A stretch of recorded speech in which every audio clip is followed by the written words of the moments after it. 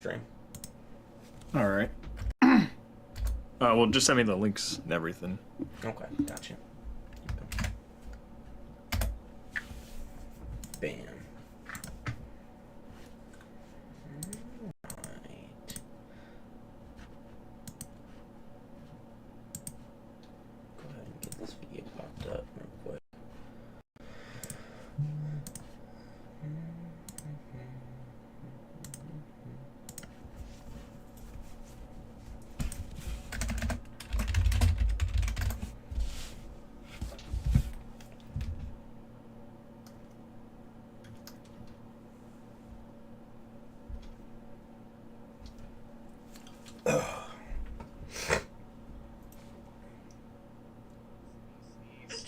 Oh, there we go.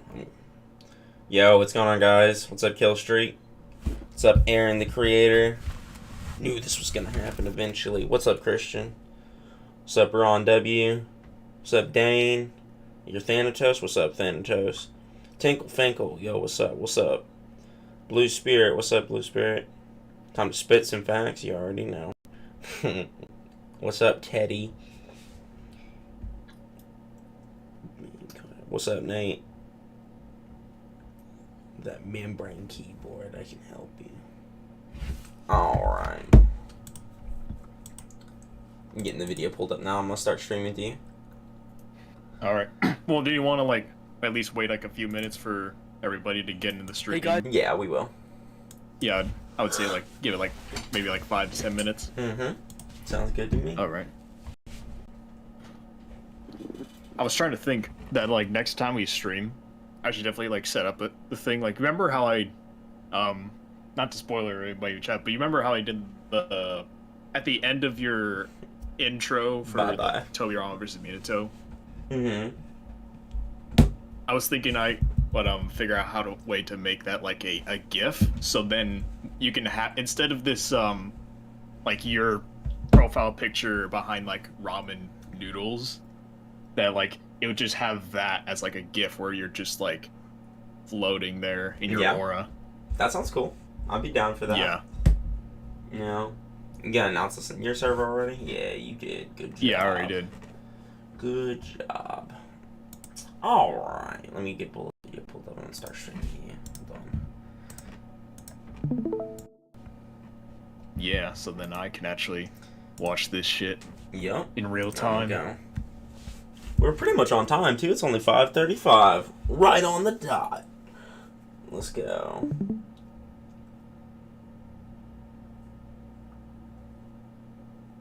Alright. We were saying Kakuzu wins, Noodles. No way did you say that, Six. You were lying. I haven't seen the video yet, so we're going to react to it first. Yeah.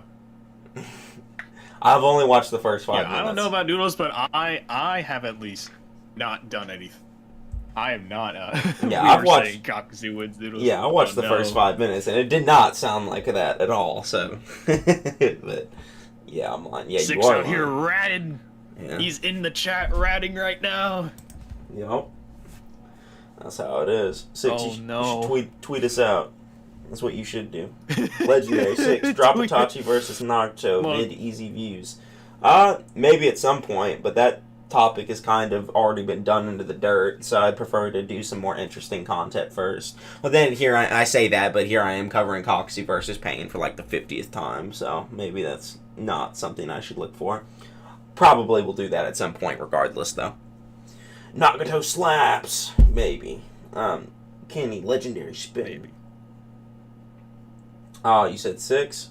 No. You said Yeah, I was gonna say he pointed out 6 should make that video. Yeah, not 6 you. would get easy views off that. I wouldn't get the easy views off that. That might be harsh views. That topic hurt my feelings. I've been talking about it for 2 years. Yeah. Yo, y'all should...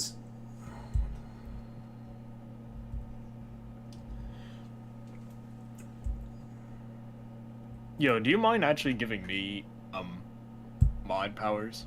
Yeah. I got you, homie. Type in chat real quick. Yeah. Bam. Yeah, there we Beautiful. Alright, you ready to go? Yeah, I'm all ready. Is everyone else ready in chat? Yep, I think All we're ready ready. to We already got watch 40 this- people in this here, bullet so video? there we go. Just to clarify, this is more of a reaction video. I know what I said in the description, but I'm just kind of playing around. I haven't watched a lot of it. I have watched like 5 minutes of it, and I know about one argument that occurs later in the video, but that's literally all my insight to this. Surfbone is going into this blind. How does the audio sound, by the completely way? blinded this. Yeah. Surfbone just is getting blindfolded. All I was told, and this is no disrespect to Six, I was told that we're gonna have a field day with this video. That's all I've been told by somebody. Massive disrespect to Six. He literally said Kakuzu loses the pain. So massive disrespect. How dare? Yeah, you should have already known about this. All right. Anyway. Let's go ahead and jump into this. From criticism. This is King Bullet's video, by the way. Just to give some context to this as well. Like, you guys obviously saw it, that I dropped, like, our debate on Kakuzu versus Pain. That debate happened, like, back in March. And it was unlisted initially for that long. Like, I wasn't going to upload it publicly. I originally was going to, but Bullet didn't want me to upload it because he was embarrassed about it. And if you look at the end of the video, he concedes or whatever, and, like, he did not have a good performance during that debate at all. But after I've seen like the first 5 minutes, he was just kind of like taking shots at my specific argument, so I didn't care anymore. Like, if he wants to do that, then I see no issue with me going ahead and uploading our debate. So that's basically where that came from. So if you're curious on the drama of it, if you're already in my server, then you already know this, or Surfbone server, you'd already know this. But other than that, this is just good content anyway. It's only a 20-minute video, and it's something easy for us to cover, and it's my forte, so that's basically it. Also, just funny thing, because I decided to listen to the debate myself, because I've never actually listened to it. But then, like, throughout the video, then we gets to the part about the Rasenshuriken, right? Noodles mentions about the Rasenshuriken, and then Bullet tries, because then, well, actually, no, what happened is that he was saying, like, Minato was warning Naruto that, like, he should be really worried about Obito, and he didn't say anything about Pain. And then Bullet in the debate then proceeds to be like, well, he would basically get bodied by Pain too. Like, Pain, Minato would catch these hands and was basically like, yeah, well, Minato is weaker than the Rasenshuriken. Yeah. That kind of whole... I don't know why he even said that either, because that just makes his argument worse. But he's either way. putting disrespect on the boy Minato. Yeah. Everybody go insane. Yeah, he disrespected Minato, and all the people that have been getting on my back can go hop over there. Anyway, though, let's go ahead and hop into this. No more wasting any time. We've been sitting here for a while now. Yeah. Hey guys, it's me, King Bullet. I'm back after 2 weeks. If you missed me, subscribe I and like didn't. the video. Anyway, I wanted to reintroduce my friend Six back. What? The loading screen is still up for them. Oh, shit. My bad. I need to turn that off, don't I? There we go. Yeah.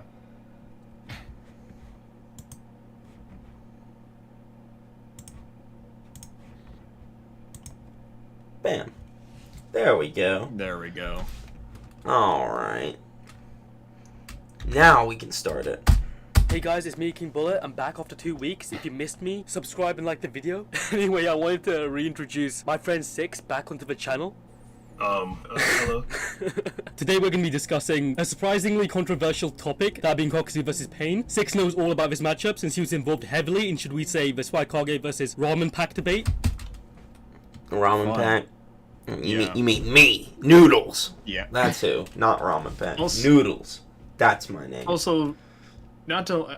No, I know we're not really trying to criticize the video, but Bullet not know how to turn down the gain on his mic. I don't know. So it doesn't sound like he's like peeking down his throat. Yeah, peeking every 3 seconds. I don't know. Yeah. Anyway. So before we get started, I just want to give a big shout out to all the goats, Big Papi and Antonio15 for becoming new members of my channel. From now on, I'm going to be shouting out all new members who join my channel. You can find the link to that in the description. Anyway, back to the main premise of the video. Of course, both are like Jinchuriki level, but Jinchuriki level is a little bit vague. Jinchuriki do get stronger over time, but the tier is like a little bit ambiguous and vague. There's a lot of leeway. There is no Jinchuriki level, you know. Naruto's a Jinchuriki and like Roshi's a Jinchuriki, you know. and then like people like Han or Jinchuriki, you know, there's like can be a quite a bit of a vast difference between each Jinchuriki. Like I think the Biju are all relative, but the Jinchuriki are not necessarily relative at all. Like Han is directly stated in the 4th data book to have like the fastest taijutsu in the world or whatever. So that would just make him like faster than all of the other Jinchuriki. So I don't think saying Jinchuriki tier makes sense. Some of the Jinchuriki are relative to each other though. Like Yugito kind of moved alongside Han, but either way. Yeah. Well, like some of them are perfect Jinchuriki and some aren't. Yeah, so, that too also plays like, a factor, like how much control they have over it. Yeah. Yeah. So. We can both agree that there's nothing Kakuzu can do if Pain decides to use Chibaku Tensei on him. Yeah. If Chibaku Tensei comes out, Kakuzu's done. He's not. Yeah. Tails. Why does 6 sound like he's talking through a toilet? This audio. I swear that he said that wasn't my fault. My mic audio is normally the best in the world. Yeah, I've seen at least 10 seconds of one of your videos, 6, and it not this bad. It was so much better. Yeah. But I feel like we've talked about the Chibaku Tensei argument before. Yeah. And just how kind of really bad it is. I can show you guys, like, the Chibaku Tensei is not as strong as people think it is. It's like, I can't remember if it's I think it's island level to small country, something like that. It's not nearly as strong as a Biju though, like Biju bombs and things like that. There's calcs from them, and the Biju bombs just can destroy way more. And Kakuzu, I argue, can tank Biju bombs and tank Biju strikes and is stronger than a Biju. So I don't think that the Chibaku Tensei is going to hurt Kakuzu per se, but the sealing definitely could seal him. That's the only aspect I think that's good of it. The issues I have with the Chibaku Tensei is that Pain doesn't like bring it out immediately in character, nor would he necessarily need to use it in character. For 2, Kakuzu could probably just run away from, you know, the giant ball in the sky that is starting to become like huge. He could just probably get away from it in time before it even does anything. And another thing is, if it does hypothetically come up in the fight or whatever, and it does suck Kakuzu up, Pain can't hold it up. He wasn't able to hold it up against Naruto. That shit ain't staying up for long, bro. Yeah, he only held it up for a few panels, and then his body failed on him, and he collapsed, like with blood coming out of his nose, and Conan was worried about how much chakra he was using and stuff like that. So like he can, like in his fragile like state at that point, he's so sick that he's just not able to hold it up. Like Nagato, the original Nagato, like Prime Nagato, or even like Edo Nagato, would probably be able to hold it up, right? And that is a lot more solid of an argument, but Pain doesn't hold it up very well. So I don't think the Chibaku Tensei is a good idea or a good win con. Naruto level or anything like that. He's finished if that comes up. But I don't think any of the people who even defend Kakuzu would think he would escape that jutsu anyway, So let's be generous and assume that Pain's fighting in the Hidden Rain village, and so he can't use his flashy over-the-top ninjutsu versus this opponent in particular. So how does Kakuzu fare against like Pain in this scenario, basically? So let's kick this video off with strength. It goes without saying Kakuzu is pretty strong. In fact, he's said to be one of the most deadliest members of the Akatsuki by the official summaries. But this doesn't necessarily mean that he's one of the strongest members, right, Six? Yeah, this definitely can be referred to Kakuzu's like pseudo-immortality, which should make his fights more difficult for his opponents. Or it could be referring to his like bloodthirsty nature, since Kakuzu, it is stated in the data book, since he's around the age of like 97 or so, he's sort of detached from humanity. Could be like, oh, Kakuzu's much more willing to kill you than any of the other Akatsuki members, so he's one of the deadliest ones, which kind of makes sense. So moving on. So no, I don't agree with these arguments. So firstly, they say it could be referring to like Kakuzu's immortality and stuff. Deadlier and immortality, kind of weird to like imply that. Like, yeah, I guess his immortality could help him make him more deadly than the other Akatsuki members, but more deadly implies that they just have a greater ability to kill people than the other Akatsuki members. And if that's the immortality, which I don't think it is, because I don't think the immortality would put him above Deidara, you know. But I think Deidara is like on the bottom half of the Akatsuki list. Deidara would, if he landed his bombs on Kakuzu, he would just kill him, right? Like, he has cellular level bombs. He has the C3 is probably stronger than what Kakuzu could withstand. Just because it's stronger than the bombs that can, like, one-shot. Like, the scaling for Kakuzu is being more durable than a Biju, right? Deidara's casual bombs can destroy a Biju, then the C3 is, like, his strongest bomb ever, you know? Up to that point, before the C0, at least. So, I think it would be weird to say that he's deadlier than Deidara because of his immortality. It's probably referring to his other abilities. And this whole, like, bloodthirsty nature, he's willing to kill people more than the other Akatsuki members. No, all the Akatsuki members are pretty fucking bloodthirsty. Like, Hidan, Kasame, Itachi literally murders children. Like, I don't think he's any more bloodthirsty than any of them. Like, they're all pretty... Sasori, like, mutilates people and makes puppets out of them and has, like, a collection of them and brags about it. Like, is Kakuzu more violent than Sasori? No. You know, like, I don't think that it has to do with his personality, like, about being willing to kill people either. I think that's just a really big stretch. Deadlier to me refers to his abilities to kill people. So, I think it's probably referring to his attacks and therefore probably scaling to his AP. You got anything on that, Surfbone? Is that about what you think as well? I mean, yeah, it just seems weird to attribute that Kakuzu is one of the more likely ones to kill you due to his personality. I don't see that as more evident than the opposing interpretation that it's because he is just one of the stronger members of the Akatsuki. That's why he's considered one to be one of the more deadliest. Yeah. And I don't know if we want to bring this up, Noodles, but at least Zetsu brings up how Naruto, with the Rasenshuriken, was able to take out two of Pain's hearts in one blow, and he said because that he was telling this to Pain and Konan, said that capturing him will not be easy. And this is talking about Kakuzu with just 2 hearts. Yeah. Like, yeah, Zetsu basically directly like implies. Full-on Kakuzu. Yeah. Not just Kakuzu, just Kakuzu with 2 of his hearts. It could, like, being able to just one-shot him is considered like, oh yeah, we're gonna have to take this. If we're gonna take Naruto on, it's not gonna be an easy fight. All right, I'll see you, Six. It was good to have you in the chat, buddy, while it lasted. But I guess we're gonna have to move on without you. Just want to say goodbye to Six. Now you can continue. Yeah. Well, I pretty much was finishing up. There is like direct implications. Show everybody that's. Do you have it on hand? I can grab it real. All right, real quick. Send it to me real quick. Hold on. I'll see if I can find it. I know where it's at. But yeah, it's just basically directly implied. Another thing about that deadliest statement, too, they're talking about Naruto's power, like, in the scan. They say, like, you know, that they're, like, already referring to, like, Naruto's attack power rivaled Minato in that same scan. And then they say that, Kakuzu's one of the deadliest members in there, so it's another thing kind of like, it doesn't like, it loosely connects it, obviously it's not necessarily true or anything, but just based on that, like, I would just say that it's probable they're referring to his ability to kill. Like, if you want to say, like, his immortality is what makes him deadlier than the other Akatsuki members, that means his immortality is good enough to overcome the other Akatsuki members. But yeah, let me look at this. Yeah, I found it. Your stream again, it's I know. The loading screen. Okay, I wasn't sure if that was intentional. Alright, so let's look at this scan real quick. This is actually a pretty good scan that we thought about the other day. Someone tried to use this against me and it just got turned around on them. But yeah, it says, Uzumaki Naruto, he is no longer just some troublesome brat.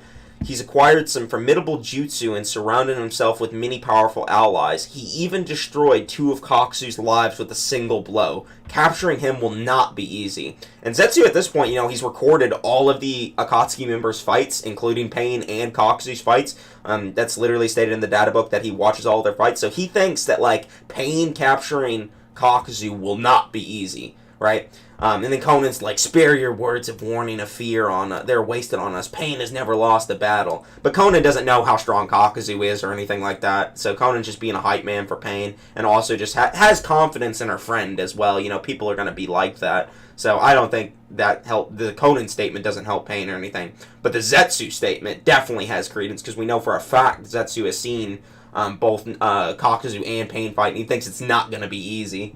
But yeah, that's just like a little narrative implication, because people always want to talk to me about narrative arguments, but here's a good narrative argument, you know?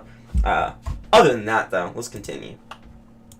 I mean, well, I was just going to say, people kept trying to hype up the whole, like, Zetsu statement that, like, I could never imagine that Pain would have ever been defeated, but then he was the one that literally went to go tell Pain and Conan, like, yo, like, you better be careful about fighting Naruto. He just, like, he's like got some really formidable jutsu, and he took out Pain with 2 hearts with like in one shot with this formidable jutsu. You got to be careful. Like, taking him out won't be easy, and he ended up being right in this situation. And so, like, I just thought that'd be important to mention.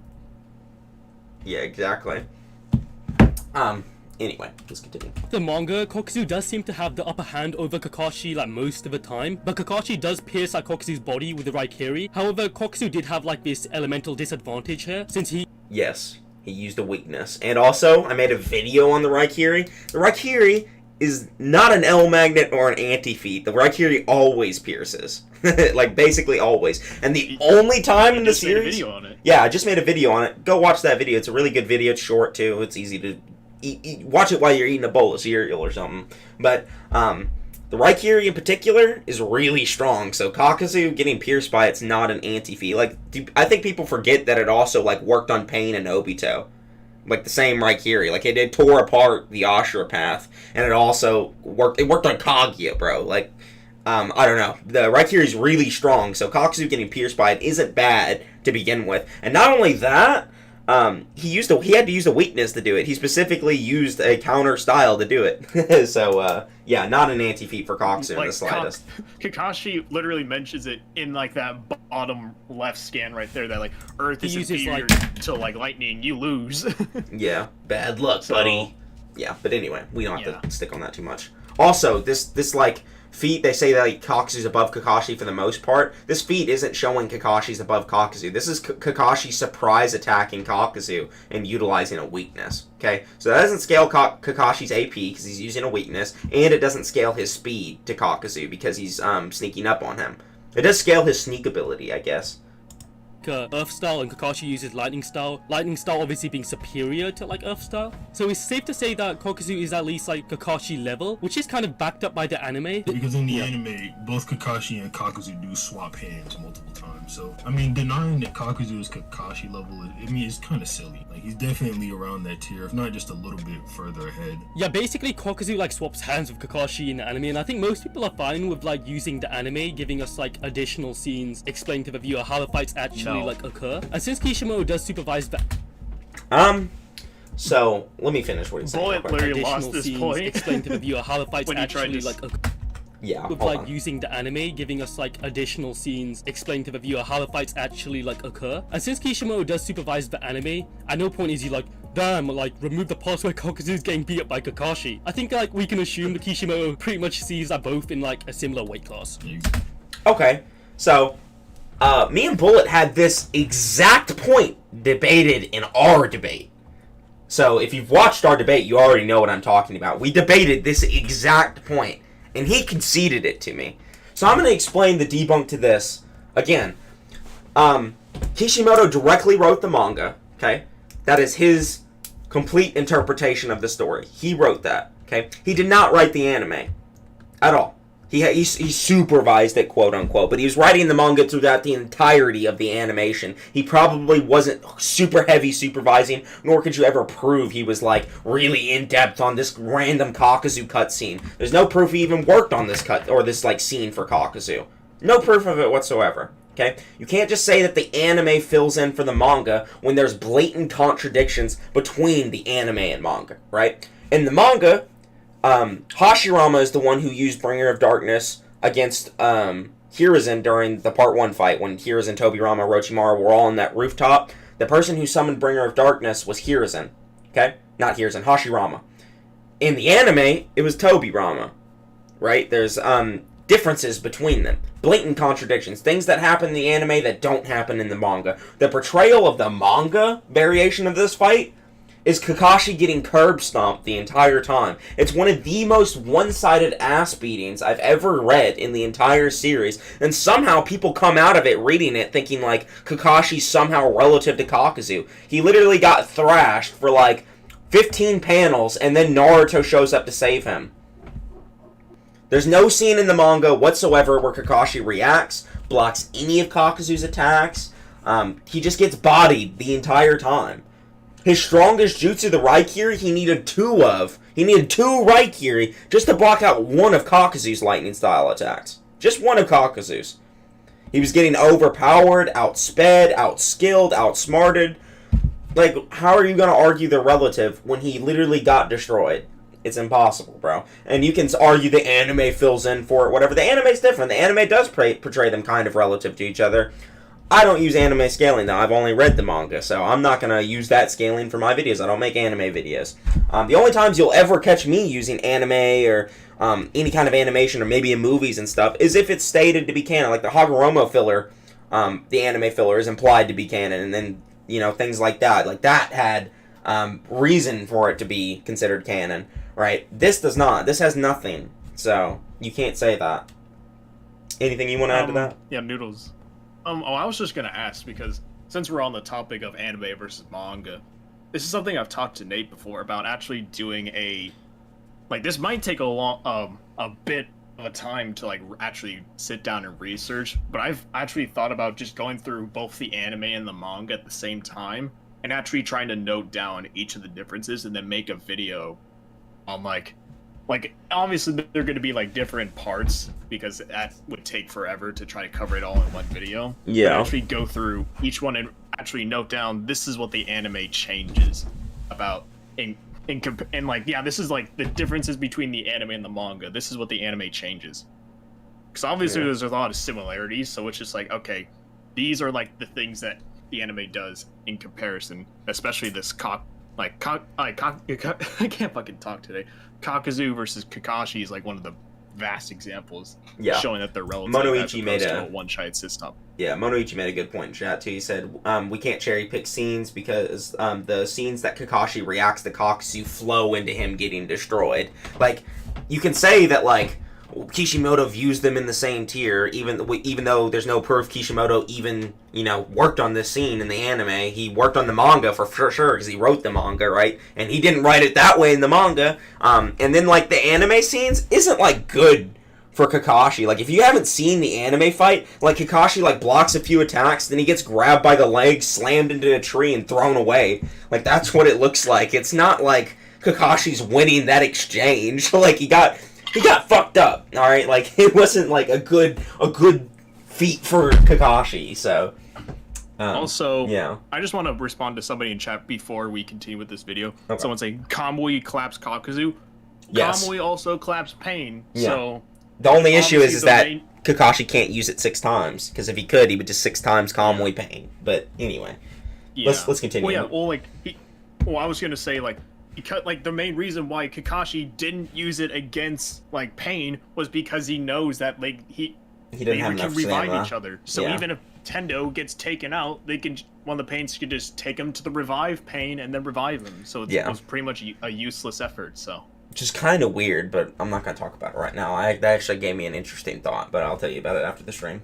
Anyway. Exactly. Okay. And, like, gotcha. You could even say Kakashi sort of sees it that way as well. But there are some differences between the anime and manga, however. There's difference between the manga and the data book, but does that invalidate the data books, you think? Probably not, since, like, the data books are, like, pretty much made to explain what happens, like, in the manga, like a guide. Facts. Kodachi, like, in Boruto states that he doesn't necessarily really let differences differentiate, like, the media if there ain't massive contradictions. Kakuzu couldn't really force Kakashi to use a Mangekyo Sharingan, right? So what does this actually mean, like, scaling-wise, 6? The Mangekyo Sharingan does increase your chakra by several times, at least according to Shisui, and this is fairly backed up since, like, outputting a whole lot of chakra can sort of hurt you, and we know that Kakashi, whenever he uses Mangekyo, he gets sort of wiped out. Like, this is consistent throughout the Kage Summit, and he even tells Naruto that if he used it versus Kakuzu, he'd end up in a hospital. I think it's fairly consistent for it taking Kakuzu a while to make Kakashi bring out the Mangekyo Sharingan, versus with Pain, where he just sort of like accepts the fact that he's gonna die, so he's just trying to, like, extract information from him to give to other people. It just speaks to how much. Okay. We don't know the time frame for either of them, so they're making an argument that's reliant on the time frame. Like, he's saying he brought out the Mangekyo Sharingan quicker against Pain than he did against Kakuzu.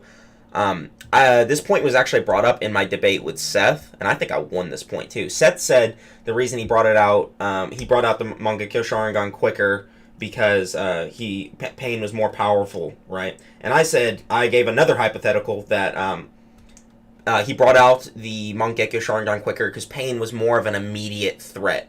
And what I mean by immediate threat is Kakuzu wasn't in the village, like, attacking everybody, and Pain was, right? Like, Pain was actively in the village destroying everything. He just fucked up, like, the entire village, right? He used the chaotic Shinra Tensei, blew everything up, right? It would make sense for Kakashi to be more panicked in that state and more willing to go into stronger forms to try and stop what's going on, you know?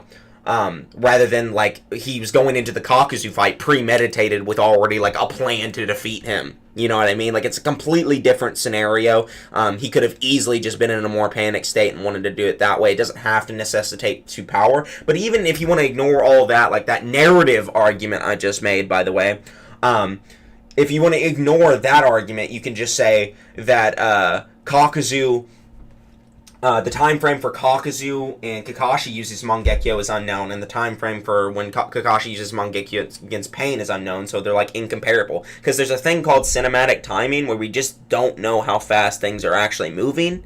Like, you know, these characters are probably moving at, like, massively hypersonic speeds to FTL speeds at this point. We don't actually know the time frame.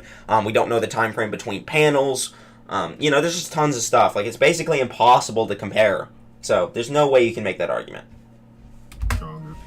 Yeah. I think using the Mangekyo Sharingan is like a small price to pay in order to save like Team 10. He obviously does think of pulling it out really late on, but Kakashi was willing to literally use the Mangekyo Sharingan, the actual Kamui against Pain, like, so I think he definitely sees Pain as his bigger...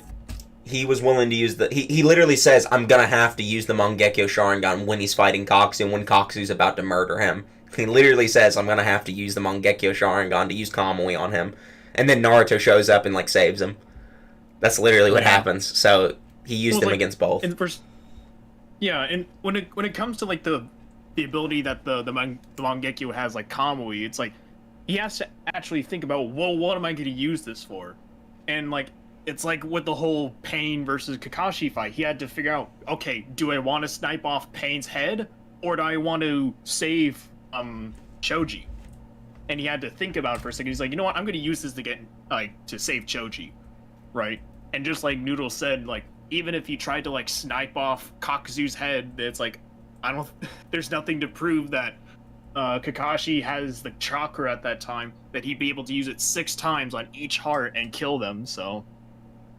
Yeah. And obviously, it's not like a jutsu that causes collateral damage, it literally just sucks you into... It's single target. Dimension, so. It affects single targets. Yeah. If Kakashi just had the ability to use it 6 times without them, like, healing each other... Like, he could just beat Pain. Like, what would Pain do? Like, Kamui's so broken. Like, there's nothing he can do against that. He has no ability to stop Kakashi from just Kamuiing all of the Pats of Pains, right? And, like, and the issue with Kakuzu is that he is a single target. Like, he has, when his hearts are out, that's different, right? Because he has multiple targets at that point. But the hearts weren't out at the point he was about to Kamui Kakuzu. So it was literally just, like, one target, Kamui him, GG. Like, you know, with Pain, there's 6 of them that revive each other. So it's a lot more difficult. Threat, definitely stronger than, like, Kakuzu. He would have brought it out much earlier against Kakuzu if he did think they were of an equal level, like, threat-wise. But that clearly isn't the case. Yeah, so it's like, there's sort of, like, some hope there. Because Kakashi was getting kind of caught off guard by Kakuzu, because he's got, like, 5 hearts, right? Like, even when Kakuzu uses his, like, big jutsu, he has to sort of get behind Kakashi in order to get the upper hand on him and slam him to the ground. So, Kakashi still thinks he can, like, fight someone like Kakuzu. How do you just look at this panel? Like, just watch this clip. How do you just look at this clip, not panel? My bad, manga brain. He has to sort of get behind Kakashi in order to get the upper hand. How do you just look at that panel, like Kakuzu's arms just extending faster than fucking Kakashi can jump away, and just, like, slamming him on the ground repeatedly, and then he, like, throws him into a tree. And you're just like, yeah, I think Kakashi's in the same tier as Kakuzu. Like, how do you see that, man? Like, what are you seeing right there? I don't know what you guys are seeing, but it looks pretty bad for Kakashi, if you ask me. Like, I wouldn't want to do that. I don't know, Noodles. From what I remember from someone else saying, that jumping on one leg is pretty fast. I don't know. At least jumping on one leg.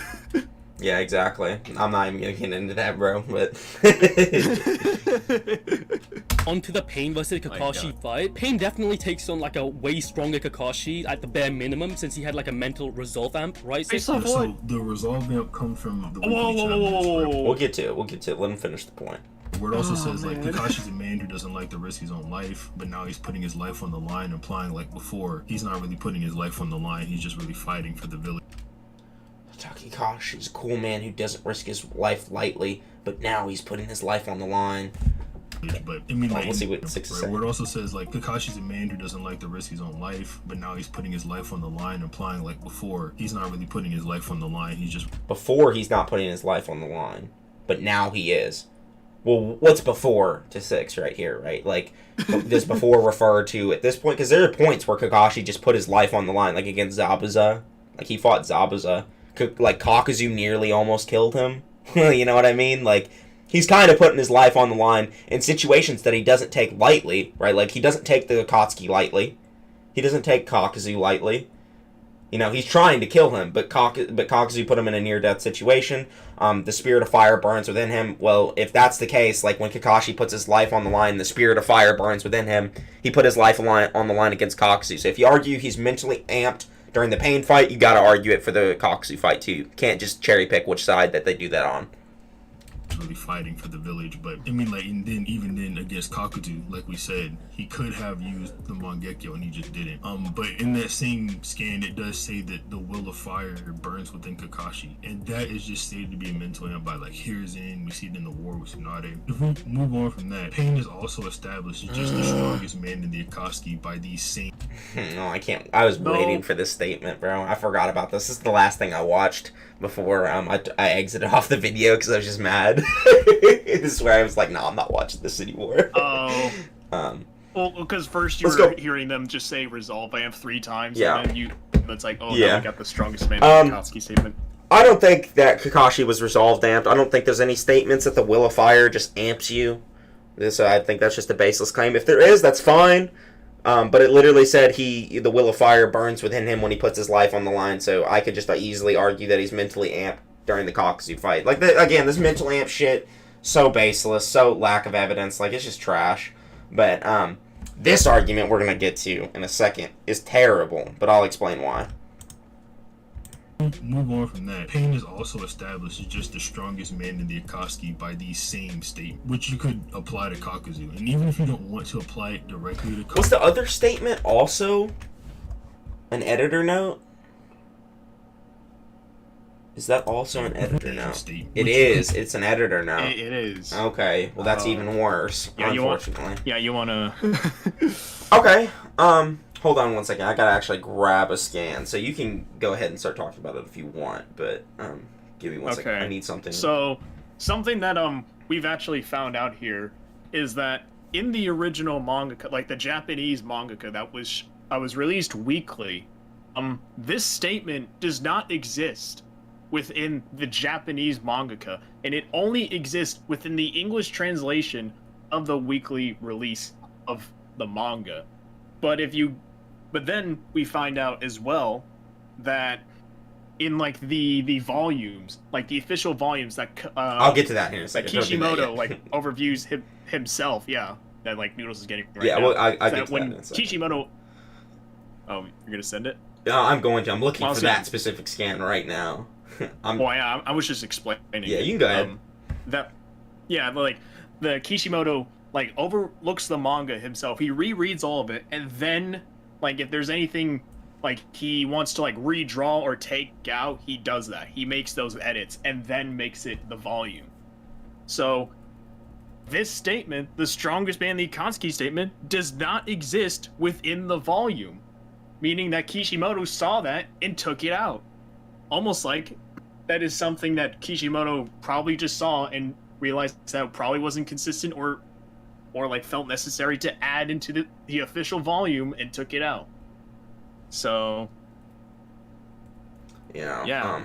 Hold on, I'm trying to grab it right now. I wish I'd grabbed this before stream, so just give me a short little bit. Me and my researchers on let me look at chat. It's just literally a statement where Kishimoto says that he rereads the weekly release or whatever, And when he releases the monthly release, it's the proofread version. So he takes out any errors or any unnecessary errors. And there's a very famous error that happened in the War Arc where in the weekly release, they said that the 5 natures that made up the eternal truth-seeking orb that Kaguya summoned, they said that it was lightning release, earth release, fire release, wind release, and wood release, is what they said, were the 5 things that made up the truth-seeking orbs. That was corrected to water release in the monthly release. So the monthly release is literally just a proofread version of the weekly release. So it's like the most updated canon source material we have. And if you look in the monthly release of this scan, this doesn't exist at all. This does not exist. This is not a statement. Not there. And it doesn't even exist in the Japanese weekly release either. Like, even in the Japanese weekly release. So that means this statement was probably made by some American editor, some publisher or something like that. Or, it may not be American, but whatever. It's like some publisher or editor added this note in that wasn't ruled by Kishimoto to be canon at all, wasn't wrote by Kishimoto, and it wasn't in the actual official, most updated release. So this statement should not be taken canon. But even if you want to take it canon, I could say the strongest man in the Akatsuki thing, like his strongest jutsu is the Chibaku Tensei. I could say that he's the strongest because of his Chibaku Tensei, the same Chibaku Tensei that he can't hold up. So, sorry, it doesn't help him. This statement's just bad. You found the... I don't have it. Hold on. Let me look. I have people grabbing it right now, so it'll be fine. We can go ahead and continue when we grab it. When we find the so don't worry. We'll grab it. Yeah. Apply to Kakuzu. So we are... Go ahead. Well, I was just gonna say, so for the chat, because I see some people are kind of like, show that shit, and it's like, yeah. We'll get it when it comes. We'll get it when it comes. I'll grab the monthly release for you. In fact, I could probably just grab it right now. Does anyone know what chapter this is off the top of their head? Chronicler with the $5 donation. Good way to start off the dono train. Balls, that is all. Good day, gentlemen. Thank you, Chronicler. I appreciate the $5 donation. You're a beast. Alright, hold on. If anyone knows the chapter, I'll pull it up right now. Someone says that, King, well, it shows the original Japanese for the weekly run thing. I don't see that. No, we'll have to see that. Yeah, if it pops up, then maybe I have a wrong scan, but we'll see. Chapter 363. Yeah, we'll see. Alright. I can't spell, apparently.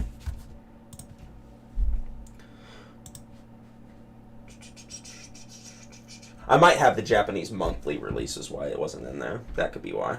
But I thought it was the weekly release either way. Alright. 363.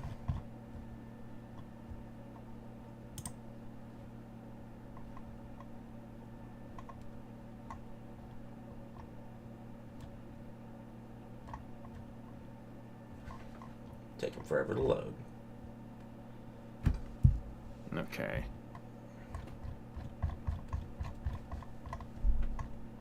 Is this it? I think this is the statement.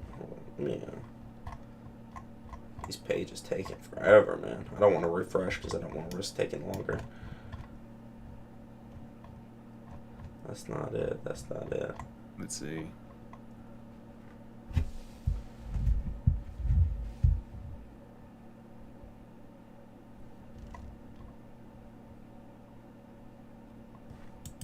Let's see what the scan actually looks like. It looks like that. So it's at the very end of the... I don't think this is it. No, it might be the next chapter. His Sharingan is at full power. Another statement of the Sharingan having power. Cool. The strongest man in the Akatsuki. Is that it? No, that's not it. It just kind of looks similar. Let's check 364. Yeah. Damn, we gotta... This is a process. Yeah, people are saying it's 364. Yeah, end of 364, so just go to the very end. Yeah. Wow! Wow! Nope. Ooh. Almost like... almost like Kishimoto took that out, if it did exist. Sounds like he doesn't agree with it. You know what I mean? These kinds of statements are super common in shonen. Like, these types of statements, super common in shonen. The reason why publishers and editors put these notes in is to build hype for the next chapter and generate more sales. Has nothing to do with the story. Nothing at all to do with the story. They do this to literally build hype. That's all it's for. So, yeah. Yeah. Nate says check DMs. Oh, okay, give me 1 second. Let me put up the Noodle Man.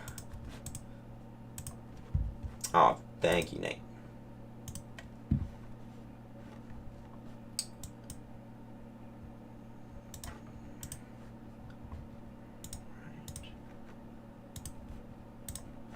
Alright, I thought this was the weekly release, but this is potentially the Japanese monthly release. But you can see in this scan it doesn't exist either. I don't think they can see it. I already fixed it. Yeah, I fixed it. Yeah. Yep. Okay. So yeah, this is the weekly release. Yeah, this is the weekly release. I believe it could be this was off of Shonen Jump's website. So this is direct translation or direct this is like the actual manga. But yeah, you can see it's not there either. So, in neither of the official or the official monthly release of the English translated manga, it's not there, and in this scan, the original Japanese, it's not there. So, I don't think you can say this statement's canon at all.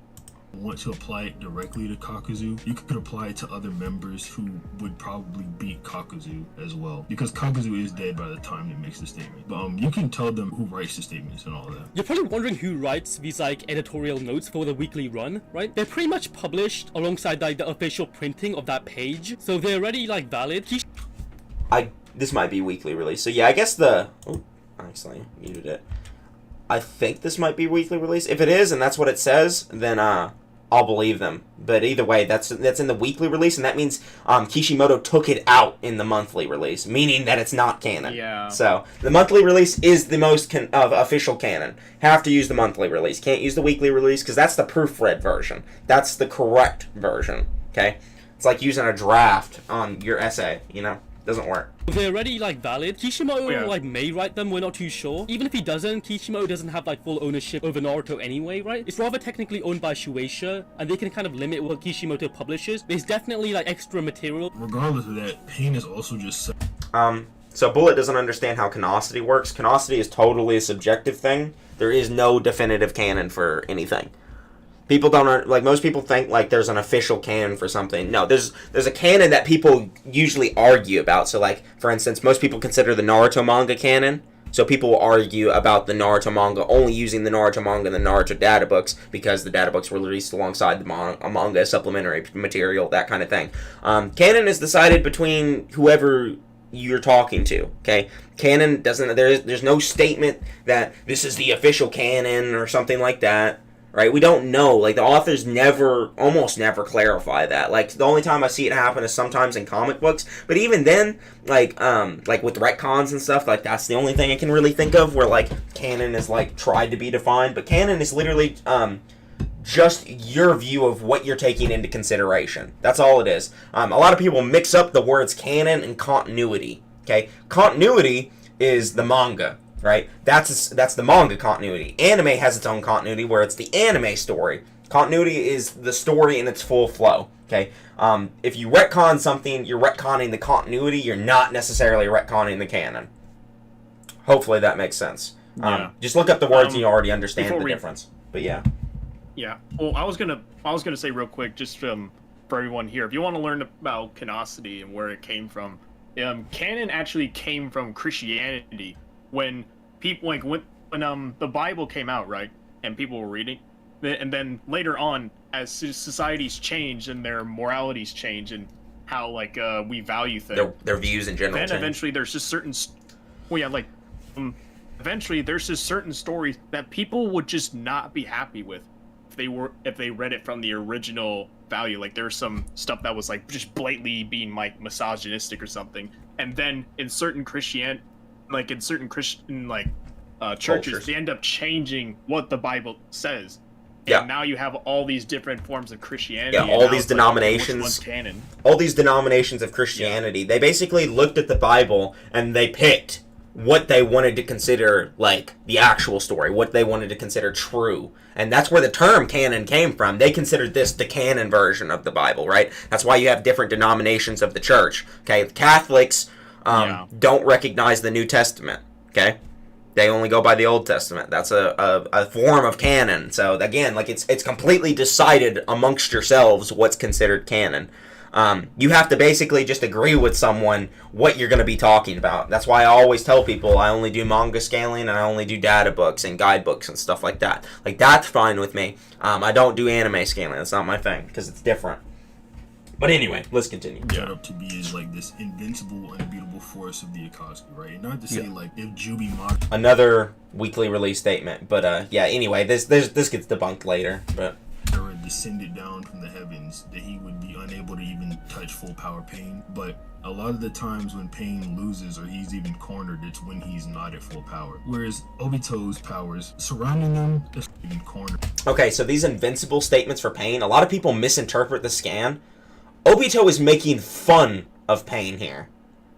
He's like saying, oh, the invincible Pain just had his hands full with Jiraiya, you know? So he's making fun of him for an unstoppable, all-knowing Pain to have his hands full. Like, he's literally like clowning Pain for being supposedly invincible. But yeah, it doesn't matter. People call him invincible because of his reputation, not because of his actual ability.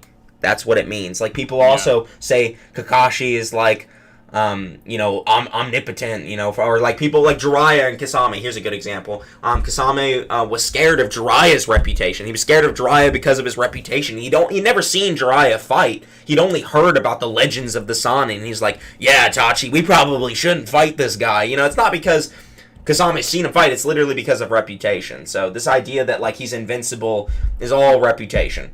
Completely like irrelevant to his actual combat ability. It's when he's not at full power. Whereas Obito's powers surrounding them is sort of like a mystery. Those don't really have to apply to Obito, those statements, because we all do know, at least later, Obito is stronger than Pain. It's indicated by like the third data book. Even beside his stats, there's a question mark. They do this. Minato also directly says that Naruto should worry more about Obito than Minato. Obito than Minato. Minato directly says Obito should worry about. Man, I'm messing this up.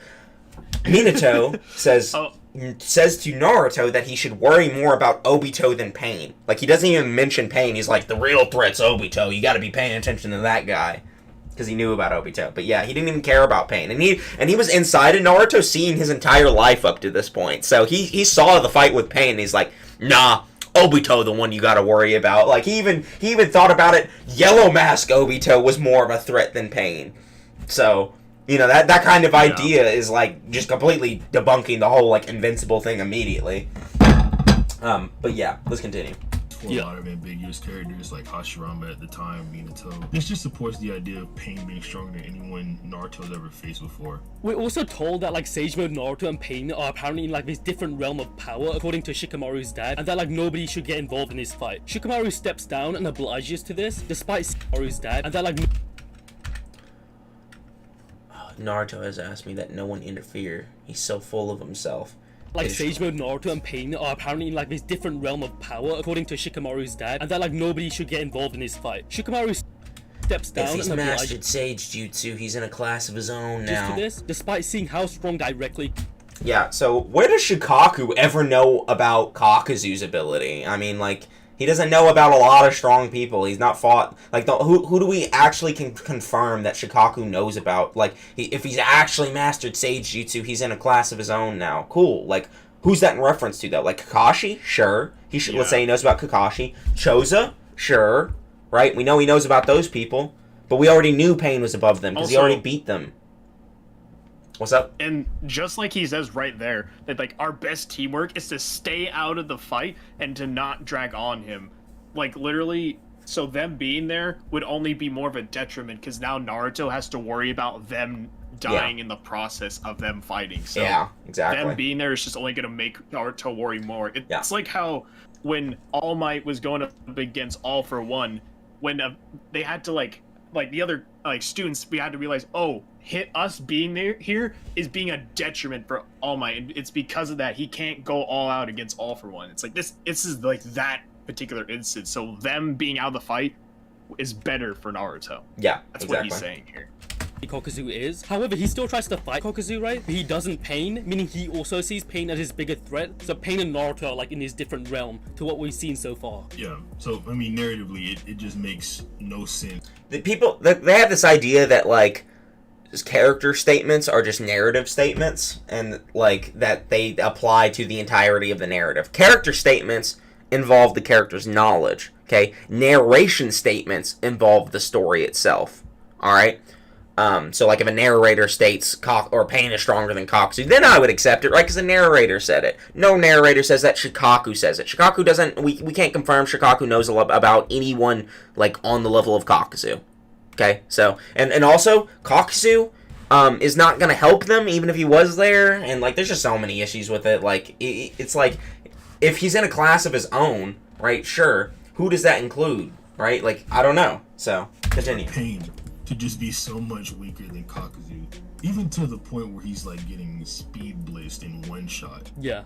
Like another argument Kakuzu fanboys try to use, right, is that this whole idea Kakuzu scales to like the two tails. Some people like think like Kakuzu is multi-continental or like KCM like Naruto level purely based off this, because like Kakuzu blocks like this tail strike and fireball from the two tails, but this two tails later in the war arc harms KCM Naruto. So does this mean like Kakuzu scales to like KCM Naruto, who's apparently stronger than like Sage Mode Naruto?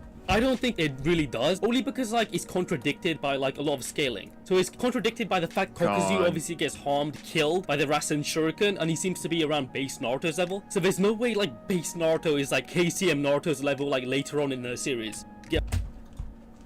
So I wonder if he realizes that the Rasenshuriken is also above base Naruto, because like just even using the Rasenshuriken like fucked up Naruto's arm really badly, and they told him to like never do it again.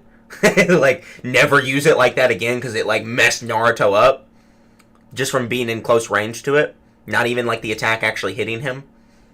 So the Rasenshuriken doesn't scale to base Naruto. Yeah, the Rasenshuriken is not base Naruto level. So saying Kakuzu was defeated by base Naruto's Rasenshuriken, for one, it's not even base Naruto. Like this is Nine Tails Chakra Naruto. I actually have the official colored manga too. In fact, Nate, if you want to grab that scan for me, that would be nice. But I have the official colored manga where it shows that Naruto had red chakra eyes when he's fighting Kakuzu. The animation just messed it up.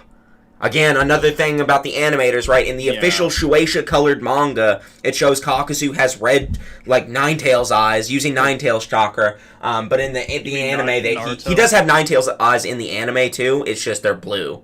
I don't know why they're blue, though. Like, the animators just messed up. So, again, more difference between the anime and manga. What's up?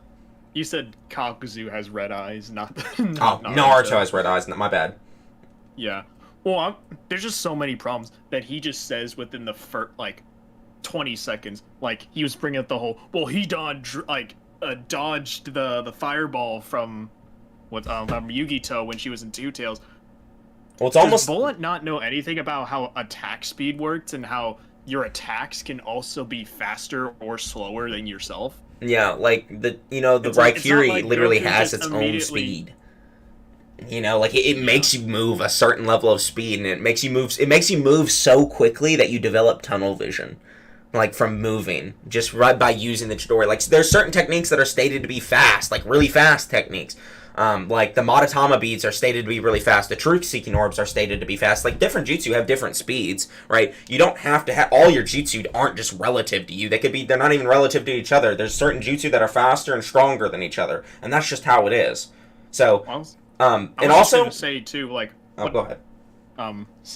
Sorry to interrupt you, but I'm saying like one of the best like examples of this is like Darui and his light circus. Just because like Darui's light circus is actually stated to be light speed doesn't mean that Darui like auto is like now relative to said jutsu unless we see him actually like run up beside it or something like.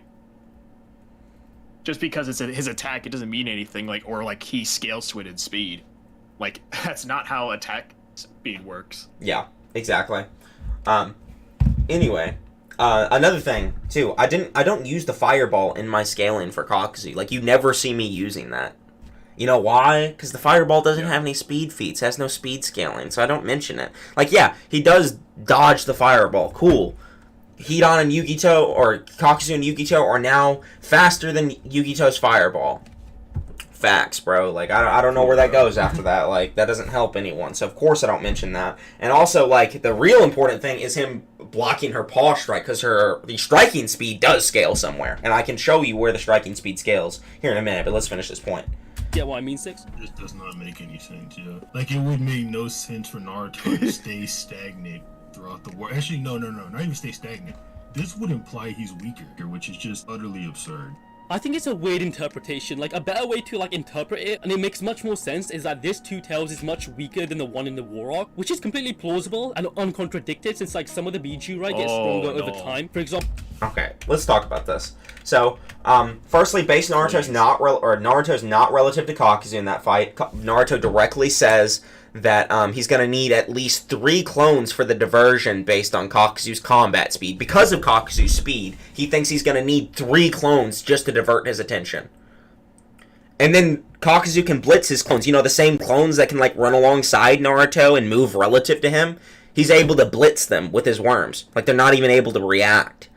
Kakuzu's definitely faster than Naruto. There's multiple instances where he's shown to outspeed Naruto, and the only instances where Naruto hits him is after he diverted his attention away.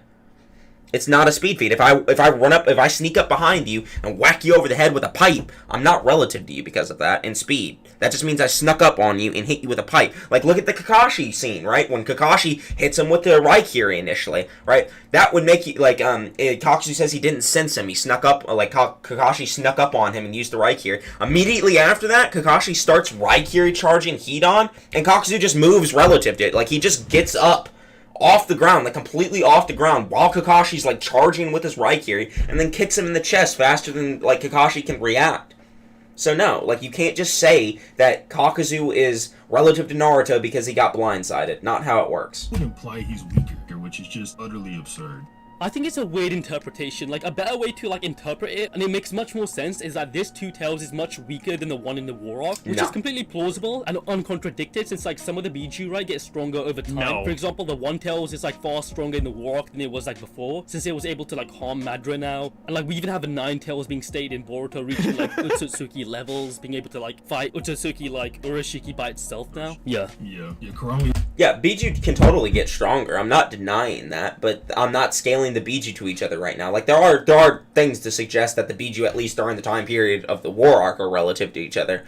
But what I'm arguing is that these Jinchuriki are actually weaker because of the Edo Tensei, right? The Edo Tensei is just directly stated on numerous occasions to nerf you, and Madara, after gaining numerous amps, I mentioned this in my Madara video if you want to look at it, Madara, after gaining numerous amps like Sage Mode, the Rinnegan, the Sharingan, or the Hashirama cells, he gets Sage Mode and Hashirama cells. All of those are just directly stated to boost power and speed at some point. You know, after all of those amplifications, when he gets revived, like right after he gets revived, Hashirama says, wow, he's starting to regain his old power. Like right after he's revived, directly implying that, like, now that he's alive again, he's getting back to his old alive strength. You know what I mean? Like, it just shows that the Edo Tensei, and that was also Kabuto's best mate at Edo Tensei on the battlefield. Like, he specifically focused on Madara and tried to resurrect him back to his near prime as possible. Okay? That's Kabuto's Edo Tensei. I think there's a difference between Orochimaru and Kabuto's Edo Tenseis. They don't necessarily scale to each other or anything, but Tobirama also states that he's not at full power. There's just so much consistency for the Edo Tensei dropping your power. And the only amplifications they get are only reaction speed amps, which doesn't help their physical movement speed, and we directly see Yugito is actually able to physically move on par with B. Like, she's able to intercept B in Naruto, she's able to claw B across the chest, she's able to clash with them, she's able to dodge their attacks and things like that. Like, the Seven Tails, she has the Rinnegan vision, obviously, so that helps her. She can see behind her, but, They like try to attack the Seven Tails Jinchuriki from her behind, and then she just outright dodges it too. Like, just completely moves relative to them and dodges the attack, which is like her reaction speed's being amped, but also her ability to move is also still on par with him. And the Seven Tails is also the one Kakuzu killed in the anime. You know, these guys like to use anime to fill stuff in. So that also just kind of proves Kakuzu is relative to them, right? Like, again, like there's just consistency for Kakuzu being able to fight Yugito while she's alive, versus these Edo Tensei who are able to fight Casey and Naruto and Killer Bee during the war. That's just true. Like, you can't get around that just because you think the Edo Tensei made them stronger for some reason. Like, why would it make them stronger? Doesn't make any sense for them to be stronger. Oh, also, you know what's funny? Wait, go ahead. I just wanted to just bring this up real quick. I think it's funny that people who try to argue for like for Pain beating Kakuzu, and they try to bring out the whole Edo Tensei thing with the Jinchuriki.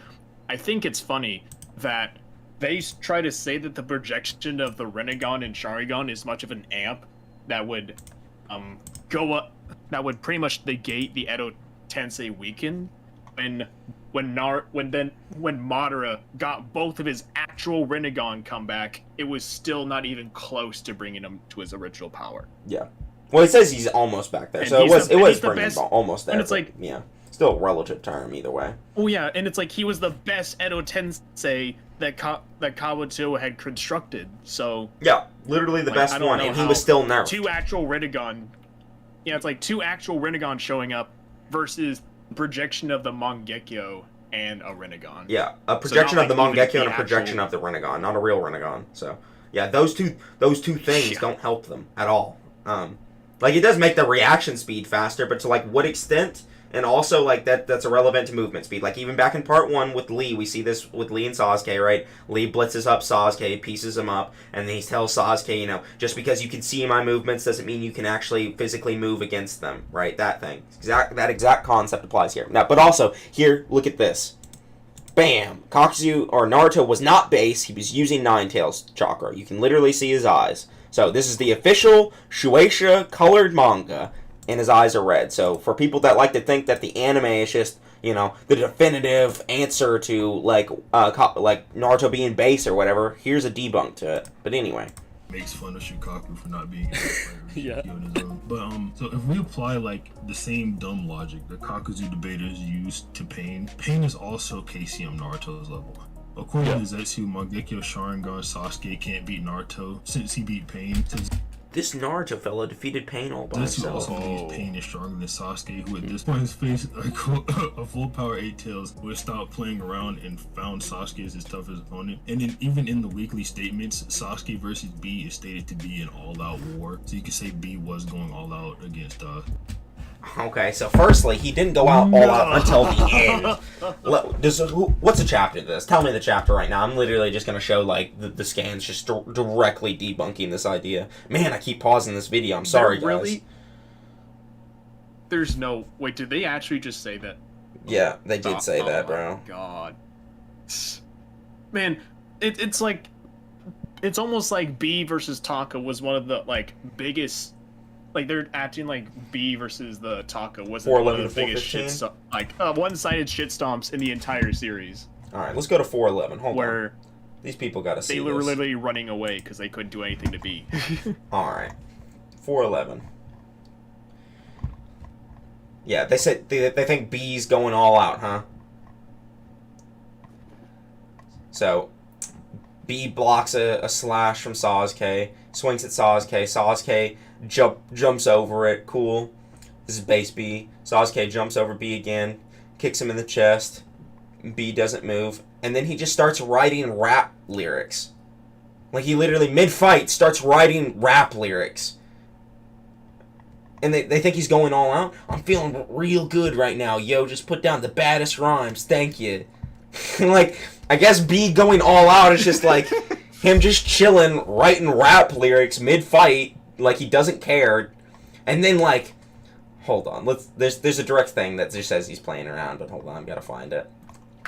What's up with this stance? And then he starts going hard, and then he just starts, like, Sasuke's, like, trying to dodge away from him. He gets knocked to the ground, like, immediately after, like, as soon as he starts doing that. What's up with those moves? You can barely read his line of attack. Like, Sasuke just wasn't able to read B's movements with the Sharingan activated. The the Chidori Blade. He's going to use something that's impossible to defend against. That's funny. And then B just blocks it, like, again. He can stream his chakra through other objects, too. First, hold on. Then he just starts, like, piecing Sasuke up, like, horrifically. This is literally one of the other most one-sided ass beatings in the series, by the way. Like, this is not a good look for Sasuke. B's introduction was so raw. It was, bro. Yeah, look at this. Like, he's just beating Sasuke so bad, bro. Like, Sasuke fumbled his bag harder than I've ever seen anyone fumble. Look at this. He's just getting destroyed. Then he, like, stabbed all over and shit. Then Jugo comes in to try and save him. Punches B in the face. Base B just eats it because he's a Chad. Then Kareen lets him bite on and start healing, so he can come back to life to heal his wounds. Okay, this fact is this guy is super strong. We should go as him as if we were trying to destroy him instead of not. That way we can probably take him down without quite killing him.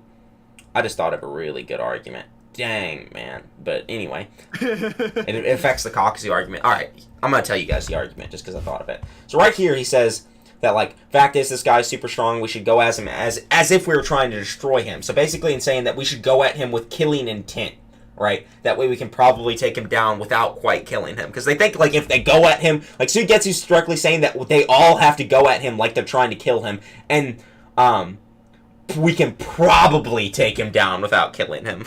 He's not even confident with it. But either way, what this means is that, like, killing intent, if you don't have it, that means you're holding back, right? And Kakuzu against Kakashi was trying to take his heart. So he might not have tried to vaporize him. You know what I mean? He might, he wasn't good. That kind of implies that he's holding back his killing intent, which means maybe he's holding back his abilities in general. But yeah. Let's keep reading. This is the Sage Mode training. We don't need this right now. We want to go back to the B and Sasuke fight. Sasuke or Suigetsu and Jugo start attacking B. B dodges them. B punches him, and then Sasuke tries to stab him after getting, like, pieced up. Alright, here it is. This is the statement. He's gone. Poof. He's gone. He speed blitzed him. Bro, he literally substituted Jutsu'd him out of his mind. Literally just speed blitzed him. A substitution, by the way. And then look where he is. Yeah, look how far away he is. He went from there to here in, like, 2 seconds and, like, just completely blitzed Jugo. And unless B can teleport, that literally means he's substituted, which basically all substituting is putting an object where you were and then running away so fast that they didn't realize you substituted something else for you. That it's basically a good way of using speed. Like, anytime, like, Kakashi substitutes someone, that just means that he speed blitzed them. So yeah, he just speed blitzed them. But here's directly stated. Yeah. It's directly stated that, like, it has to be a speed blitz because you're using something from the other surroundings to replace yourself with and to, like, get out of the way. It's not like a teleportation technique. Yeah. So you gotta dono if you want to look at that. Oh, Woman Warrior SJW coming back from last stream just to give me more money. Wouldn't Praetorpath absorb his attacks? He would. Oh, man, Chronicler just one-upped him. Oh, man, it's Chronicler and Woman Warrior SJW. They're gonna fight for the crown. Nah, Kakuzu loses because he's old and can't get it up anymore. What the heck? Yeah, maybe he needs to go buy some Viagra to help him. And I haven't heard that argument before. That's probably the best. It's a good one. Thank you guys for the donations. I appreciate it. Alright, they may be puny, but they full on loony. I'm done playing. Go home and get a drink on, you know what I'm saying? Okay, right here B is saying he's done playing. Like, he's playing around. He was playing with them before, and was still just murdering Sasuke while playing around and, like, writing rap lyrics. So, for, like, Six to say that B wasn't holding back, here's a direct debunk to that. He was, like, literally toying with them. And that's just direct. Like, you don't have to have that statement to be there to know B was playing around. The fact he's writing rap lyrics and not sweating or really caring about what's going on, you know? Like, look, compare that to how he was fighting the Jinchuriki. He was scared the entire time, worried about what's going on, you know? Like, freaking out about what they could do to them, you know? He's constantly trying to think of ways that they can win, right? Whereas here, he's just literally chilling. So, you don't even need that statement to know he's playing around, but even there, it's directly there to show it. Let's keep going. There is a point where he stops playing around, but it's after that. You like? What'd you say? You like how Sasuke needed Jugo to like literally boost him over to where B was, and B just showed up. Yeah, exactly. Hold on. Yeah, really relative to this. Yeah, although he's definitely got speed and power, he only moves in a linear fashion, so with the Sharingan, I should be able to see him coming. Okay, so right here is basically Sasuke admitting that the speed and power of B is crazy, that he needs the Sharingan and linear movement to try and predict him. So what does the linear movement aspect have to do with anything? That's important because if you know what an aim dodge is, it's basically where you dodge out of the way of a linear attack or object before it gets to you, right? So a good example of this is if you are standing in the middle of a road, right, and you see a car coming towards you down the road. You can walk off the road before the car gets there, okay? That car, and you can see it coming towards you really easily because it's just linear, right? It's a linear attack. It's easy to see. And that predictable movement allows you to be able to move out the way of the car before it ever gets to you. That's an aim dodge. That's what an aim dodge is. Okay? And aim dodges can happen a lot quicker than that, but that's an example of an aim dodge. Just because you walked off the road does not mean you scaled to the car's movement speed, right? You don't necessarily, it doesn't mean you can run 60 miles an hour. So Sasuke is basically admitting that he needs to aim dodge B in order to dodge him. So B starts running at him from a distance away. Those eyes, the Sharingan, Genjutsu, huh?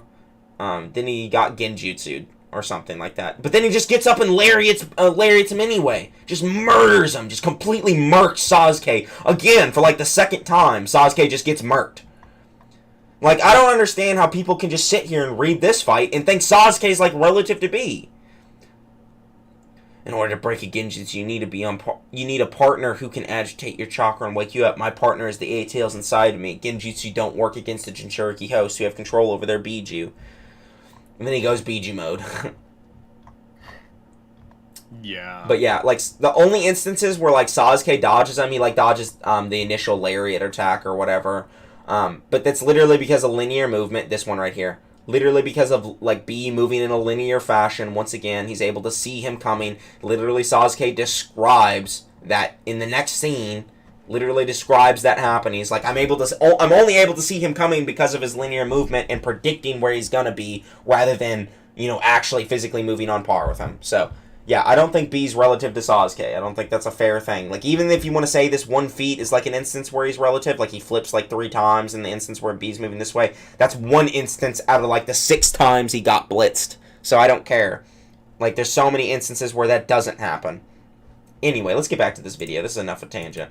Sasuke. Yeah. And B even like sort of backs this up when he says the toughest opponent thing. The statement directly before it is that he got excited because he was facing his toughest opponent. That's Sure. why he went into the So Sasuke's the toughest opponent he's fought. He's been put in like life or death situations before, so it really just puts into perspective how strong Sasuke is. Like, even if you go back to Makes him stronger than Minato. Yeah, that's true. The full 8 tails. He's also fought the young Raikage, so that would put Sasuke above young Doesn't Raikage. mean Pain is also KCM level, like purely based on the fact that the 8 tails in War Arc is close to KCM Naruto's level of power. Wait, what? So yeah, this whole like argument that B is relative to KCM Naruto, therefore Sasuke is relative to KCM Naruto, bullshit. Right? No, not true at all. So. Oh, I was gonna say, well, if you don't mind me Go ahead. in real quick, wouldn't this Sasuke argument just just prove that the Raikage has gotten stronger since the war? Possibly, yeah. He then decks on because he ends up dicking on a much stronger Sasuke. That's true. I didn't even think about that. So a stronger and faster Sasuke, like Kage Summit Sasuke, the strongest Sasuke we've seen up into the series at that point. With a Susanoo. Yeah, with a Susanoo. was just getting, like, thrashed by the Raikage. Like, was getting murder blitz. He couldn't hit him with Amaterasu. His only hope, the only thing he did throughout that entire fight was cast Amaterasu on himself in hopes that the Raikage wouldn't hit him. And then the Raikage just hit him anyway because he didn't care. He's a fucking monster, bro. Like, he just literally did it because he was like, oh, you thought that would stop me. And then he has to cut off his own arm because it was stupid. Like, I don't know why he decided to do that. But the Raikage literally was just so Chad that he just hit him anyway and was busting Sasuke up. Sasuke does react to his version 1 state, which is great, but then, like, in version 2, he just gets punched up, like, pieced up the entire time. Another fight where Sasuke gets bodied by someone who's faster than him. And then later that Raikage gets blitzed by KCM1 Naruto in version 2. A version 2 Raikage gets blitzed, so that's a good argument. Again, showing that Sasuke was not relative to KCM Naruto at all, not even remotely. Yep. Toughest opponent. That's why he went into the Eight Tails form. So for reference, Killer Bee's been put in like life or death situations before, so it really just puts into perspective how strong Sasuke is. Like, even if you go back to Jonin Minato's not forcing the full Eight Tails out of B. Pain is stronger than Sasuke. So doesn't that mean Pain is also KCM level? Like, purely based on the fact that the Eight Tails in War is close to KCM Naruto's level of power? No, the Eight Tails just got stronger. Yeah. I'd leave that line of scaling alone. Exactly. So I think that should prove why like the whole KCM kind of scaling doesn't work, since like the Biju, right? They definitely get stronger like throughout the series, which should be like obvious since like other characters get stronger as well. Like we see Jinchuriki train to get stronger, so it does definitely make sense that they did get stronger. So well, we see other characters get stronger, therefore these specific characters got stronger. Not how it works, Bullet. You don't know how to power scale. Nice cherry picking. Yeah, what about the people that didn't get stronger? What about them, right? Like the people that just stayed stagnant. Yeah. Also, are they also just forgetting that B ended up taking advantage of the Taka trying to capture him situation by saying like, oh, I could easily use this as a means to escape the Cloud Village that that the fourth Raikage was like keeping me practically keeping him hostage in.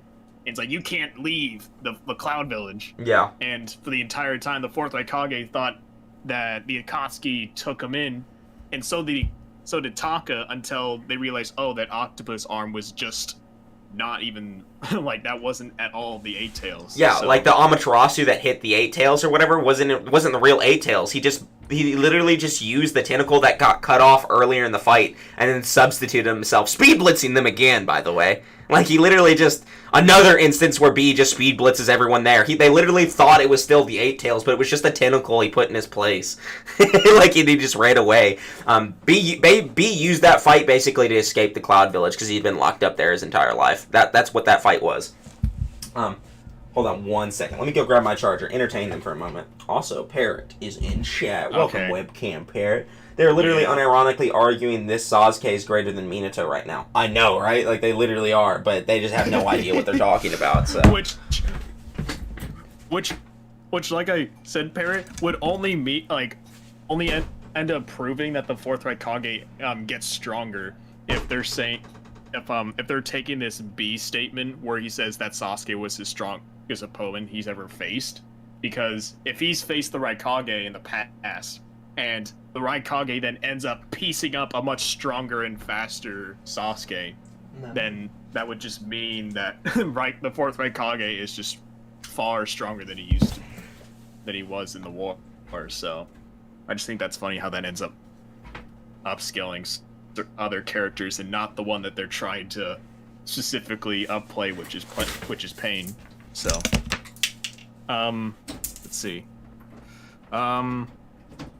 let's see. Wasn't Yugito stated to be the second strongest in the village at one point? She was I was gonna say there was one guy said, wasn't Yugito stated to be the second strongest in the village at some point? From what we remember, she was only stated like she was a perfect Jinchuriki, and she was like, and B looked up to her a lot, like. Yeah, I don't think there's a direct statement of that or anything, but I mean, it's basically, it probably is that way. Like, if B looks up to her as a shinobi and she also is a Jinchuriki, like, it'd be pretty hard not to be the second. I mean, it's like Raikage, B, and Yugito are all probably the strongest ninja in the Cloud But anyway, let's finish this video. Let's try to speed it up a little bit because we're going pretty slow. I'm going way too hard on the points, is why. Moving on to speed, Kakuzu keeps up with like Kakashi. He's like able to like swap hands with him, at least in the anime, right? Kakuzu's like faster than Hidan. You know this 5 statement where like Hidan states he's the slowest member of the Akatsuki, but there might still be like some sort of like relativity between Hidan and Kakuzu, since we know Kakashi was able to like fight both of them. These 3 characters are kind of like Kakashi just literally like dodges and blocks every attack Hidan threw at him while weakened. How is Hidan relative to Kakashi? Like, Hidan couldn't tag him a single time after he'd already, like, used, like, 4 Chidori and the Sharingan, like, the entire fight. And at this point in the series, Kakashi does not have a good chakra pool. So, like, he was, like, probably really weakened by that point in the fight. And he just is still, like, not getting tagged by Hidan even at all. Like, he just doesn't get ever hit by him. And he just thinks he's relative to Kakashi. Like, right now we have Kakuzu above Kakashi, and then Kakashi above Hidan. That's about where we're at with the Hidan scaling. I suppose, like, in a similar weight class when it comes to speed. Yeah, I mean, which you could argue, like, Kakuzu based on that would be, like... Yeah, just relative right there. Look at this, look at the video, man! When it comes to speed. Yeah, I mean, which you could argue, like, Kakuzu based on that would be, like... Where's he getting hit? Slowest in the Akatsuki, but... Well, we're not saying, like... Where's he getting hit? He's literally just dodging everything. Like, Hidan couldn't touch him, bro. While weakened. Not by any means, but like he seems to be like relative to like Hidan, Kakashi, all of these other characters, right? Yeah, some people do think is that heart flying? Like relative to like Hidan, Kakashi, all of these other what characters. the heck? What's that boy doing, bro? How's he up there? Wait. Can the hearts fly?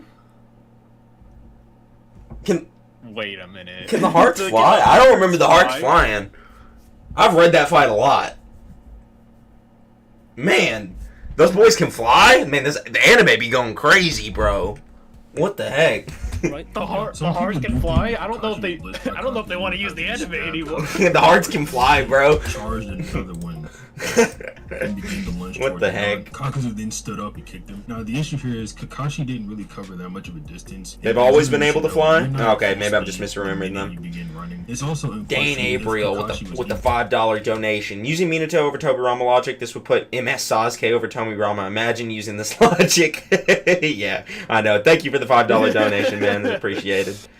Starting to, or if Kakashi even began to run, or if he was just starting to run. Dang, they can fly in the manga too? I just don't remember this. Let us know. Yeah. This is still a feat for Kakashi as well, since he does. I do remember them doing it in the War Arc, actually. Multi-continental. No punches in. Does tank the kick from Kakuzu. You know, Multi-continental. He tanked the kick from Kakuzu. Yeah, cool. No punches in. So Kakashi's also multi-continental. So yeah, this isn't necessarily a speed blitz since Kakashi didn't cover that much of a distance, and Kakashi's also off guard. I mean, like, imagine, bro, you just... I don't think necessarily Kakuzu's taijutsu scales to multi-continental. I do think it's strong enough to harm Pain, because seeing as he gets bodied by base or Sangons. But there's a thing in the Yugito fight, like the brief Yugito fight that Kakuzu has, where it's stated, not in the Yugito fight, it's stated in the Kakashi fight, that when Kakuzu and Hidan use their like combination attack with their wind style and their fire style, that it was their routine combination attack and it had never failed before. So it kind of implies that, like, since it's a routine attack, it's something that they consistently do, like, every fight, and it had never failed. So that kind of implies his jutsu is what's beating the Biju, is what I think it is. So I actually think that Kakuzu's jutsu are probably what makes him multi-continental. So Kakashi tanking that kick doesn't help him. You just killed someone, and then they stand up, like, you're not expecting that. Wind style and lightning, like, yeah. Just to, like, add to this, right, Kakashi also outspeeds a transformed... One second, someone is calling me for no reason, so I'm gonna put the image up real quick and block whoever that is. I shouldn't even be able to call Someone's, like, DM calling you? Yeah, I guess. Oh my... During the stream. Yeah. You'll have to, like, probably, like, set up, I just like, blocked something them. that, Kakuzu with his wind style, right? So he uses he's one of on my friends list. I do have Kakashi's capable of like moving out the way of that, and also able to like react to like Kakuzu's lightning style false darkness. He blocks it with like a double Raikiri, so he's definitely able to like move and like react to his attacks. He's able to react to the attacks of what, the false darkness? Great, bro. Yeah. That still doesn't mean he's gonna be able to stop Kakuzu and be relative to him in physical movement, though, which is the issue, right? Like, he can't, like, move alongside Kakuzu when they're actually fighting. He gets beaten the entire time, can't react or block a lot of his attacks. So you're just cherry-picking, like, a few instances where he does react and block some attacks, and then using that to say he's relative. Again, like, Jutsu have their own speed compared to, like, the physical body of someone, okay? They have their own actual speed. Jutsu don't necessarily scale. This is a dumb argument. Anyway, right? And I think there was like another feat that like you mentioned, Six. Yeah, so whenever Kakuzu grabs Naruto, Kakashi like intercepts it and he cuts Kakuzu's arm off. He cuts Kakuzu's like tendrils and gets away before Kakuzu can get him. Which should just imply like you could use that as consistency that earlier he was just caught off guard. Moving on, like Naruto also like distracts Kakuzu, right, with like a clone and gets behind him. Kakuzu literally like notices like Naruto behind him, and he's like fully turned around when he like sees Naruto, but he's like literally incapable of like reacting to this. Not how it's portrayed in the manga. It's actually shown, like, in the manga, he, like, blows away 2 clones. There's no time frame after that. And then there's, like, a panel of him, like, peeking to his side, and then Naruto hits him with it. That's what it looks like. If someone wants to tell me the chapter, yeah, Kakashi only had to raise his arms versus, like, the false darkness traveling, like, hundreds of meters, lol. Exactly, bro. Like, he literally just had to, like, raise his arms and block it, which he did jump in front of Shikamaru, but we still don't know the distance that Kakashi was traveling versus the false darkness's distance. So, again, like, that doesn't scale him. And if these jutsu are fast enough to tag, like, Yugito and other Biju, then I don't think that Kakashi's gonna be fast enough to do that. So, yeah. Anyway. Rasenshuriken. He even has like enough time to say all of these things like in his head as well, but he's unable to react. I think like Naruto is definitely in like a similar speed via this feat alone. After that, on the second attempt. No. There's like a direct statement from Choji that Kakuzu was faster than everyone there. Literally just says Kakuzu's faster than everyone. Let me actually grab that scan real quick. Hold on. I actually have that scan on hand, so I'll just show it really quickly. Paris said this would make false darkness hundreds of times faster, literally. Yeah, it's like all Kakashi's doing is just like raising his arms to try and block it, right? And he like jumps in front of it and tries to block it or whatever. But then like the false darkness is traveling like a massive distance away, like hundreds of meters, and just like literally just moving way faster than them. Like if it was truly like Kakashi is just able to react to these attacks, then he wouldn't have just been able to, like, not get bodied by Kakuzu, right? Like, he would have actually stood some kind of chance, because he has the Raikiri. So, but no, that's not what happened. We saw that Kakashi and Kakuzu, when they fight, Kakuzu, more often than not, lands on Kakashi and beats him. That's just how it is. Hold on one second. Let me find this scan real quick.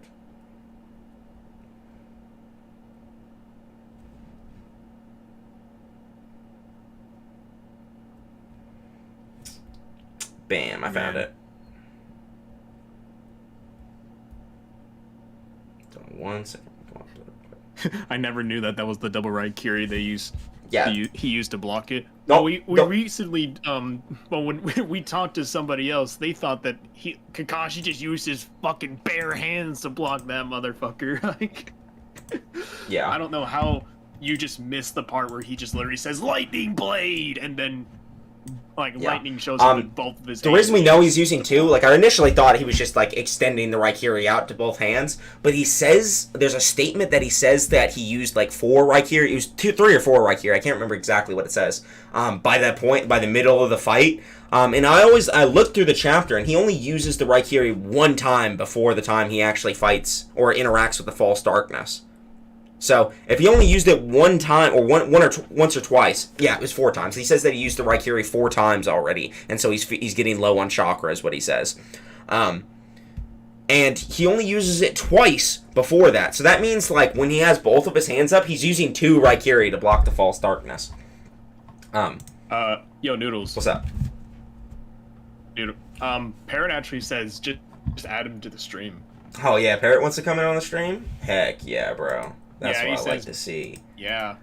All right, he wants to hop on. Yeah, let me... real quick. Let me just go ahead and put. Oh, it's already up. Cool. Webcam We coming to the get stream. Birdman and call boys. Birdman coming. Surprise guest.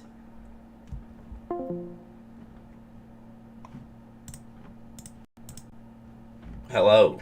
Welcome to the stream, Mr. Webcam. Oh, what's up? This is Webcam Parrot, guys. I know he's famous around these parts. I'm just playing. But anyway. What you think? No. What you think about this Multi-continent. this false darkness argument, Parrot? It's pretty bad. Yeah. This whole argument really make Yeah. sense, to be honest. But Yeah. Whatever. we'll see. By the way, did What's you up? accidentally you're sharing like the like the OBS stream? I'm This is sharing the how OBS stream. That looked when you were streaming it to me. Well, Oh, like my- what's Oh, I see what you're saying. Gotcha. Let me change it real quick. yeah. There we are. Bam. There we go. All right, you guys on stream? It's loading. Now it's good for me. All right, cool. All right, let's. Oh, for you, Parrot. You good, Parrot? Wait, well, Parrot has to join this. There we go. Yeah, you gotta watch this. You gotta hop on my stream. You gotta watch this video with us. I'm quiet. You got me turned down. Yeah, probably. Let me check real quick. Listen, bro. Sometimes you just be yelling, so you gotta. Pretty fucked up, Noodles. All right, speak now. Hey, I'm speaking now. Oh, now you sound good. Now you sounding like butter. All Good. right. Yeah. There we go, boys. Now let's go ahead and start this video. You ready, Parrot? Ready, Surfbone? Go. Naruto, like, Yeah, I'm envisioned ready. Sasuke, using it as an opportunity to see if he can get stronger or strong enough to fight Sasuke. Meaning, Naruto only sees Kakuzu as sort of like a hurdle or a catalyst he needs to get past, which is why he sort of feels like he needs to do it alone. He forces Kakuzu to jump and get behind him. Once again, He's Kakuzu thinking about the notices- Rasenshuriken, Yeah. not Kakuzu. Yeah, exactly. He's thinking about the fact that he just created a new technique, and Sasuke is his rival. He literally thinks about Sasuke being his rival, and he's like fighting Orochimaru and shit. Like, don't tell me like Naruto thinking about Sasuke just makes whoever he's just fought like weaker than Sasuke. That's so dumb. Yeah. It is really dumb. It literally doesn't make any sense. No. Naruto. He's turning around like, and Naruto just hits him. It's absurd to think Kakuzu is much faster than him. Yeah. Like, I mean, they're just using anime scaling, like in manga. Like, yeah, it looks really much more profound in the anime, like how much time like Naruto's spending. But in both instances in the manga, there's one panel between when Kakuzu starts to notice Naruto and when Kakuzu gets hit. There's literally one panel in both instances. So you can't just sit there and say that like Naruto's relative to him after Naruto already admitted that he needed 3 clones based on Kakuzu's combat speed. Like, to divert him. He's gonna need 3. Like, that just proves... And then he blitzes, like, most of the clones that are already relative to Naruto. That's stupid. but if you think Kakuzu And it's is like, directly stated that Kakuzu is faster than everyone there. Too. Yeah. Oh, yeah. Let me show that statement real quick. People didn't even get to see that one. Look at this. Yeah. When Naruto's shown up here and he's like, then we're stuck. We can't hit him that fast. Not this guy. He's literally saying that, like, Kakuzu is so much faster that no one there can hit him.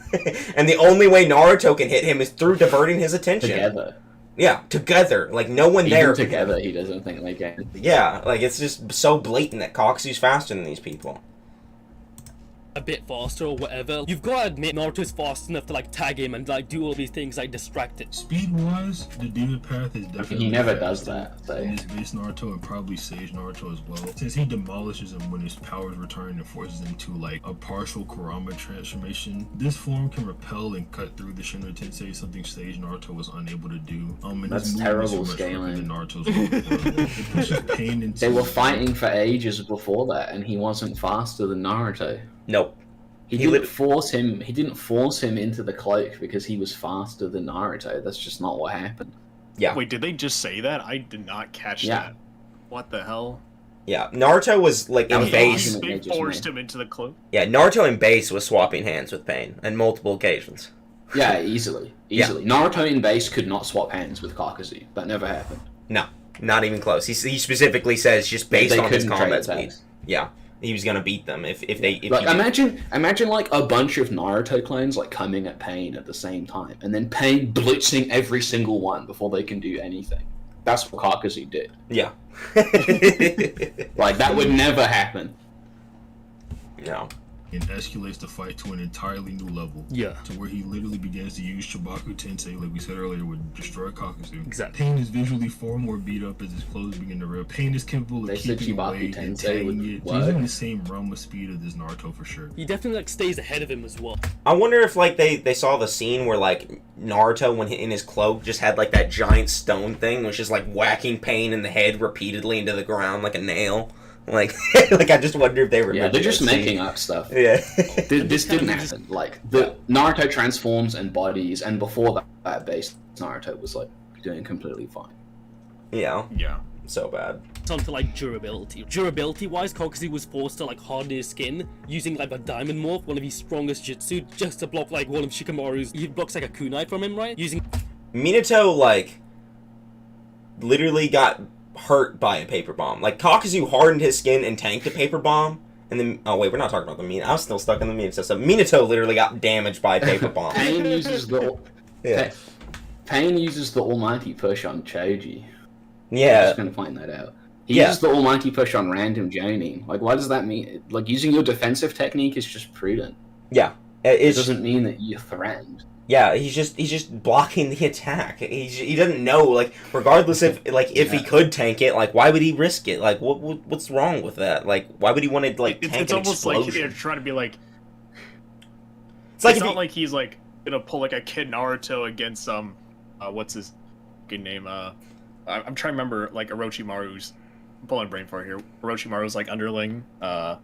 Kabuto? Yeah, Kabuto, where he just pulls like where he just lets Kabuto like punch him in the forehead and and shit. It's like, yeah. why would he just let himself get hit? It's like, oh yeah, I can tank this. I'll just stand here. I think a good And analogy. for the record, like, if since they're pointing out like the diamond morph, like Kakuzu loses his Earth Heart when Kakashi stabs him, and after that is when he gets hit by the Rasenshuriken. There's no reason to think he even would have been hurt by the Rasenshuriken if he had diamond morph. That's a He good just point. doesn't have it anymore. Yeah, I didn't even think about that. Yeah, his Earth Heart got destroyed in the very beginning of the fight. That's where all of his Earth style. That's where all of his durability comes from. He literally loses his durability at the beginning of the fight, and then he's just so fast and skilled that none of them are able to even touch him after that.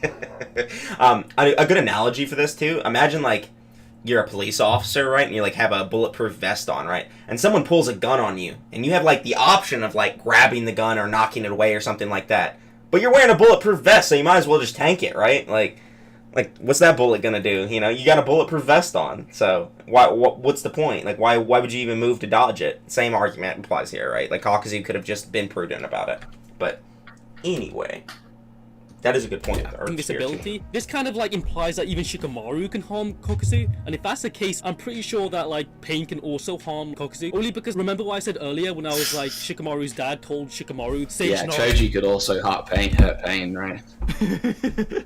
Bullets He used are the moron. almighty push on like those random Jonin. Who's that? Who's the torture specialist or whatever? He's there, right? Like he uses the almighty push on him, right? Maybe I'm misremembering that, but like there's a bunch of random fodder Jonin that Pain uses his defensive techniques against as well. That doesn't mean that they're like on his level or whatever. Yeah. Don't Pain in like a different realm to them. Like I'm confident that Kakuzu can be harmed by Pain. If you even What is this? Like, Shikamaru didn't hurt Pain, therefore Pain can hurt? Or Shikamaru didn't hurt Kakuzu, therefore Pain can hurt Kakuzu? Like, that's the argument Because he makes. used his defensive Yeah. technique. Because Kakuzu tanked the paper he used his bombs. defensive technique and it did nothing. Yeah. Yeah, Yeah, his attack did nothing. But he's literally saying, because Kakuzu tanked these paper bombs, that means Pain can hurt him. What are we doing right now? Like, what is this argument? to get further into that, Shinra Tensei can literally like null ninjutsu, so it might just push Diamond Morph off. Oh my lord. Push Diamond Morph off him. Wait. Hold on, let me Why just... didn't he just push? Wait, why didn't he just push Sage Mode off Naruto? Why didn't he push the cloak off of Naruto? Why didn't he just push it off, guys? It can cancel cancel out Jutsu, right? Yeah, it cancels out just shock. push the Sage Dude, mode Pain off. can push off KCM off of Naruto. Yeah. Yeah, dog. Why? How come nobody else ever did this at any point? Yeah. God. Why didn't Madara just push Lightning Cloak off the Raikage or some shit? Like, Yeah. or against anybody? Why didn't he just push Sage mode off Hashirama or whatever? Like, this is a terrible argument. Yeah. Kakuzu can be God. harmed by pain. If you They even really get just- further into that, Shinra Tensei can literally like null ninjutsu, so it might just push Diamond Morph off of him completely. After his transformation in the anime, Okay, they're also thinking like null means like power null, like the Shinra Tensei power nulls people. It doesn't do that. The way it nullifies ninjutsu is by overpowering them, like literally just being a wave of energy that overpowers you. And he's just not. The Shinra Tensei is just not stronger than Kakuzu. Away. Yeah, it's just not stronger than Kakuzu. Yeah, Kakashi literally calls it like a gravity wave that it pushes and pulls. Yeah. Not that it just negates ninjutsu as a wave. Like it's Yeah. I don't know where they're just what getting property? it When is the Shinra? It's again like just a really big stretch argument, but we've already hammered it, so it's fine. Kakuzu literally starts sweating, saying he can't be hit by the Rasenshuriken or, he's finished. Kakuzu doesn't know anything about his hack's properties, so he believes So the does raw Pain. power or AP is enough to kill him, just like face value. In the third, Wait, why? What if He's he like a monster of analytical. He's like looking at the technique, and he's like, that thing works on such a fundamental level that it's gonna fuck me up. Like, I don't know why he would think anything else. Yeah. can't be hit by the Rasen. And why are Get they hit just with so that, on this definitely point do that it. I just don't get this about Pain? People who are like standing Pain in this whole like war, right? Is that they're just like, oh, Kakuzu was afraid of the Rasenshuriken. It's like, yeah, so was Pain because Pain gets fucked up anytime he Yeah. gets hit by the Rasenshuriken. Why is this even an argument? Yeah. Also, Kakuzu is so good at like analyzing things. Like this is like his entire character as being like a super analytical, smart, and strong fighter. Okay, that's his character, and he's so good at analyzing things. This is an argument Parrot came up with, by the way, that he can just look at people in the data book and tell if they're tell if they're worth taking their heart from. Like he can just tell like if that person's heart is worth for me to take, and that's not just. Including, like how strong they are. That's also including their jutsu, the types of jutsu that they could use, right? That includes How much chakra they have. exactly. Like this is not just some like He Kakuzu just literally looking looks at at you, and he just knows your techniques. Like he Yeah. knows what you're capable of, and like he knows how much chakra you have. He knows whether you're strong and like worth fighting. Yeah, Literally says like, oh, now I want Kakashi's heart, bro. yeah, exactly. He's like, I'm gonna This use is you why as like the heart earlier. Kakuzu just turns up and he's like, man, Hidan, you got this, because he already knows like how strong the opponent is. He knows whether he needs to intervene or not. That's funny. Transformation in the anime. He does that shit Kakuzu all the literally time. Yeah. starts sweating, saying he can't be hit by the Rasenshuriken or, he's finished. Kakuzu doesn't know anything about his hack's properties, so he believes the raw Kakuzu power just needs to AP look at is people, enough bro. to kill him, just like face value. In the third data book, it stated Kakuzu has excellent analytical ability, so it'd be weird and He has honed his analytical He has skills. excellent analytical abilities, but we're saying he doesn't right Yeah. now. He has honed his analytical Good skills to argument. determine whether a heart is worth taking or not. He literally just has. Yeah. He just knows.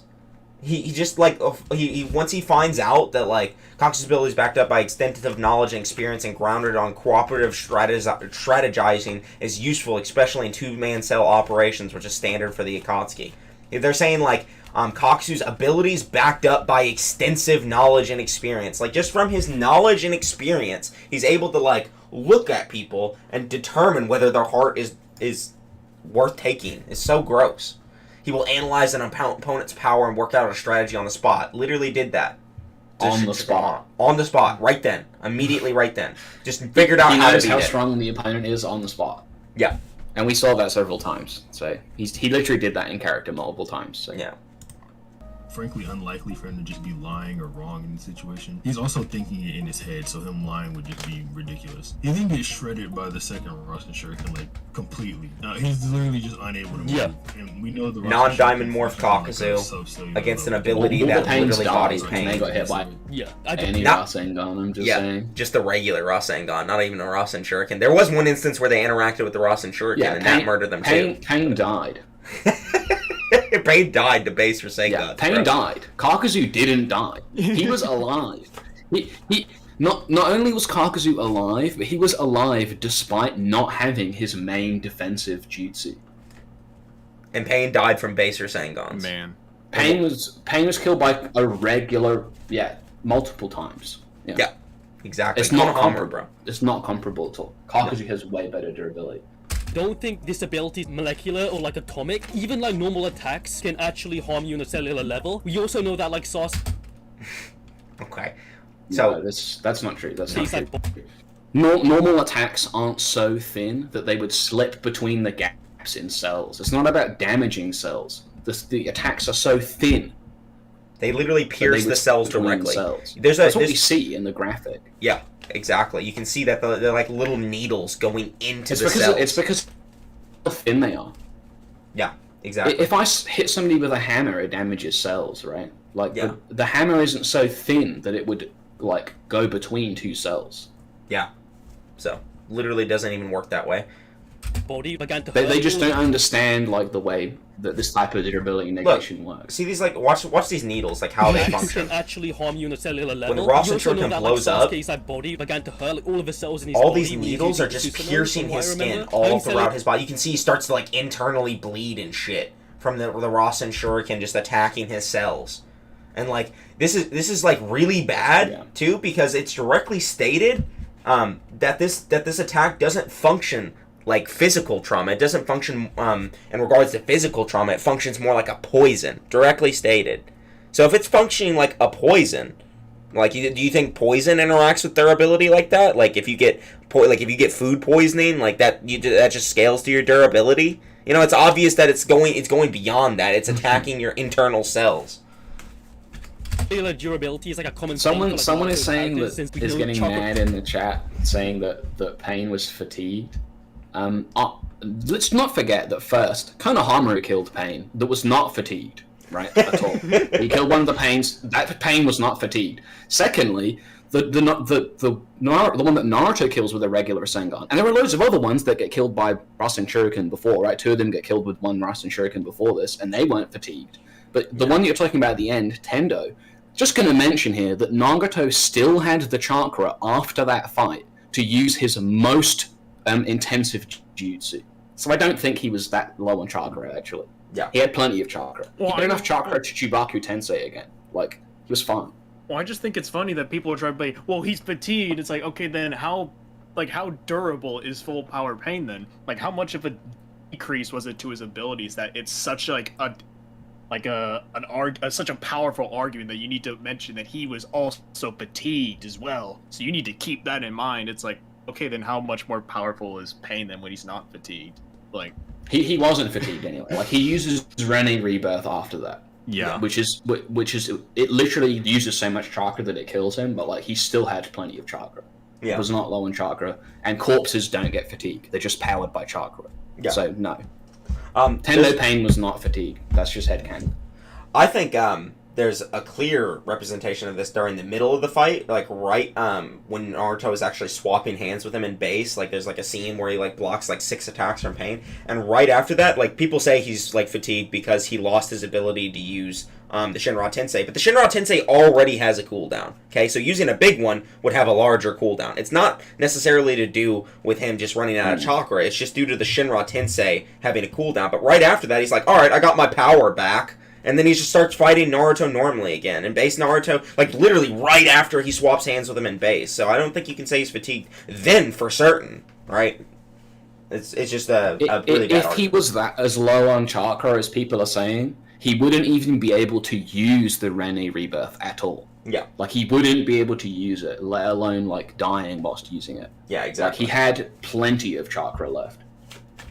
travel through them, but it could permanently harm your chakra network, but that's not going to necessarily shred you like Kakuzu. So Kakuzu was definitely overpowered by the Rasenshuriken rather than like out-hexed by it. When it comes to like Bullet is just a moron, bro. Like everything he said so far has just frustrated me, just because of how stupid he is. Like it's really bothers me that he thinks that like this is so consistent after I've already beat him on these exact arguments. Like it's not even like he was using different arguments in our debate. These are the arguments he used, and I still beat him on these points. It's crazy to me, bro. like Pain's durability, the diva path. He also thinks that destroying cells is the same as attacks smaller than a cell. Yeah. They're not the same. No. Destroying the cells is not the important part. Everything destroys cells. It's the attacks are that small. They're smaller than individual cells. Yeah. Right? If you're wearing armor, right? If I'm wearing steel armor and I have like a gun, right? And I shoot you, right? You might survive because of the steel armor. But if I shoot thousands of molecular needles, it's just going to go through the gaps in the armor. It doesn't matter how strong your armor is. Even if all the needles break on the armor, you'll still die. Yep. Not only that, it could, like, if they're small enough, they could even slip between the gaps in the molecules of the steel and not even touch the armor. Right? That's the point of saying that the Rasenshuriken attacks in a different way to normal attacks. Exactly. Couldn't say it better. Oh, you missed someone's donation, apparently. Oh, let me go look. Let's go look for the donation. He said it was from Dane Abriel, and he said using the logic sum slur used for Ashurapath tanking Raikiri, Kakuzu tanked the Rasenshuriken. Facts. Facts. Facts! Kakuzu tanked it better. Yeah. Yeah. Kakuzu tanked the Rasenshuriken better than the Ashurapath did. Yeah. Raikiri. Yeah, people like to argue, for some reason, Swag in particular likes to argue that the Ashurapath just took the tanked the Rasenshuriken, the Raikiri, just tanked it, but it just, like, literally ripped the Ashurapath apart, and then it died afterwards. So I'm like... It died. Yeah, it died. Like, it got ripped apart, and then it died, and they were like, yeah, he tanked that. What? It was like a shoulder, a head, and an arm, and everything else was just complete scrap. Like, yeah, it got like obliterated, and then Kakuzu's entire body is still intact, and he's just like laying down. Which is another thing, by the way. His body was intact. Like there was no like other than like the bleeding he was suffering. Like there was no like exterior damage. Like that just directly shows that it's not something that's just like destroying him, right? It's overpowering him. Because if it truly overpowered him, it would have just blew him up. Right? Like, he was an explosion. It would have just completely destroyed his body. But there was, like, no, like there was some bruising and bleeding. And then, like, and that's literally from the internal attacks that are destroying his cells. You know what I mean? So, yeah. enough to take attacks and strikes from Sage Naruto. Like, he literally does it. To be fair, the individual paths they get challenged by Sage Jiraiya and seem to be relative to base Naruto. And this isn't the same base Naruto Kakuzu got beat up by. This is one stronger since he's going through vigorous training on Mount Miyaboku. That wasn't only Sage no, I didn't see why his base his body physically as well. So he learned the taijutsu training with Paw. So the individual pains aren't weak by he was just doing Sage ability and skill. Kakuzu has an advantage versus the paths of pain collectively since he's good at fighting groups of people according to the fourth data book. At least an advantage over normal people. Not like if they fight, Kakuzu's got the advantage. Yeah. It's like, oh, home. It's this scan basically just says Kakuzu's good at fighting large groups of people, and that's why he's like murdering everyone in the war arc. The reason like that wasn't good against like Naruto is because Naruto's really unpredictable, which is like his whole thing, right? Being unpredictable. So, and he literally says he was trying to divert Kakuzu's attention, which is literally again supporting that he's able to divert people very well. So, because Kakuzu's really good at analysis and figuring out like counters to people on the spot, counters to Shikamaru. By the way, like Shikamaru's he was premeditated outthinking Kakashi and Shikamaru at the same time. Yeah, instantly. And then like Naruto is just so good at like like being unpredictable that Kakuzu was unable to like analyze which Naruto was the real Naruto and figure out which one it was. And this is like supported by like all of the data books, like have Naruto's luck stat at 10. They literally always say he's like the most unpredictable ninja that's ever lived. You know, things like that. So it just like there's just so much support for like Naruto just being like a good counter to Kakuzu. Like that's just how it is. Phil, no. He's also probably smarter in analytical ability than Pain via both feats and data book statements. You can talk about Facts. Pain though. Yeah. So when it comes to like Pain's Facts. abilities and skills, Pain does have a mastery like over like all chakra natures according to the data book with his Rinnegan. So like he should know lightning So release. does We know that Kakuzu. lightning release can penetrate Kakuzu Diamond Morph. It can somewhat like negate. He it. doesn't Pain know any definitely- lightning release jutsus as far as we know. Yeah. He's never used any.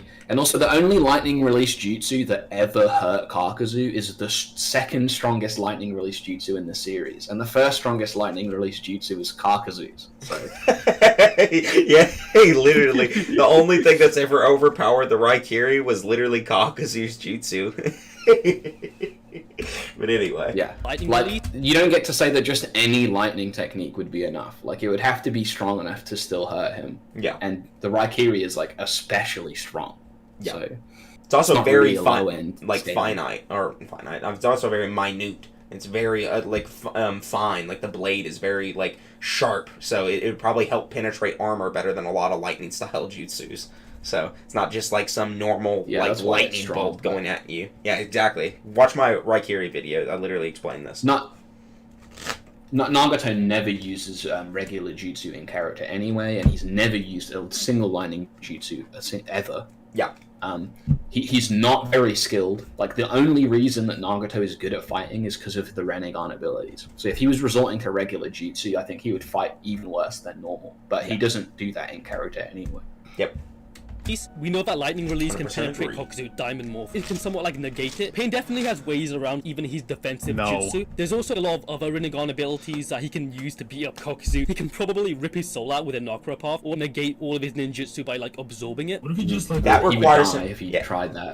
that requires him to get into He- combat, like melee range combat with Kakuzu. So I don't think you want that to happen. Kakuzu is a master of long range combat. Yeah. Kakuzu's And a master close of both melee and ranged combat. Yeah. He has excellent, really wide reaching long range attacks, and he's way physically stronger than Pain. If he tries to get close enough to suck out his soul, Kakuzu's punching, he's putting his fist through his chest and killing him immediately. Yeah, like he's just gonna rip that path of pain apart completely. Like it's not gonna be, and that's if he gets close enough. Like those worms might just rip him apart way before that. You know what I mean? Like they just might just blitz him or any of Or his big trap him jutsu. or Yeah, something. he grabs people from under the ground and surprises them all the time. So he could probably do that as well. Like just pull the pain into the ground and then beat him up, like kick his head off. You know, anything like that.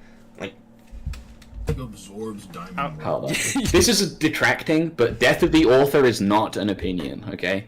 It's not an opinion. I have a whole video on it, okay? Don't spit on Roland Barthes' grave. You've got no idea what you're talking about. Go read the actual essay. It's not an opinion. It's a philosophical observation, okay?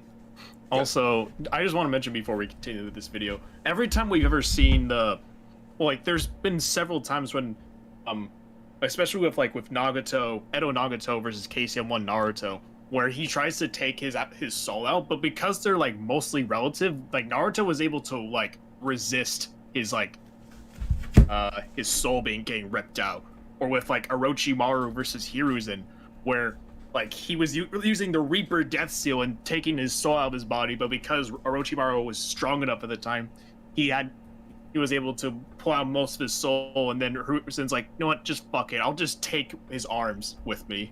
I'm not gonna keep struggling and trying to take his entire soul. I'll just take his arms with me. Yeah.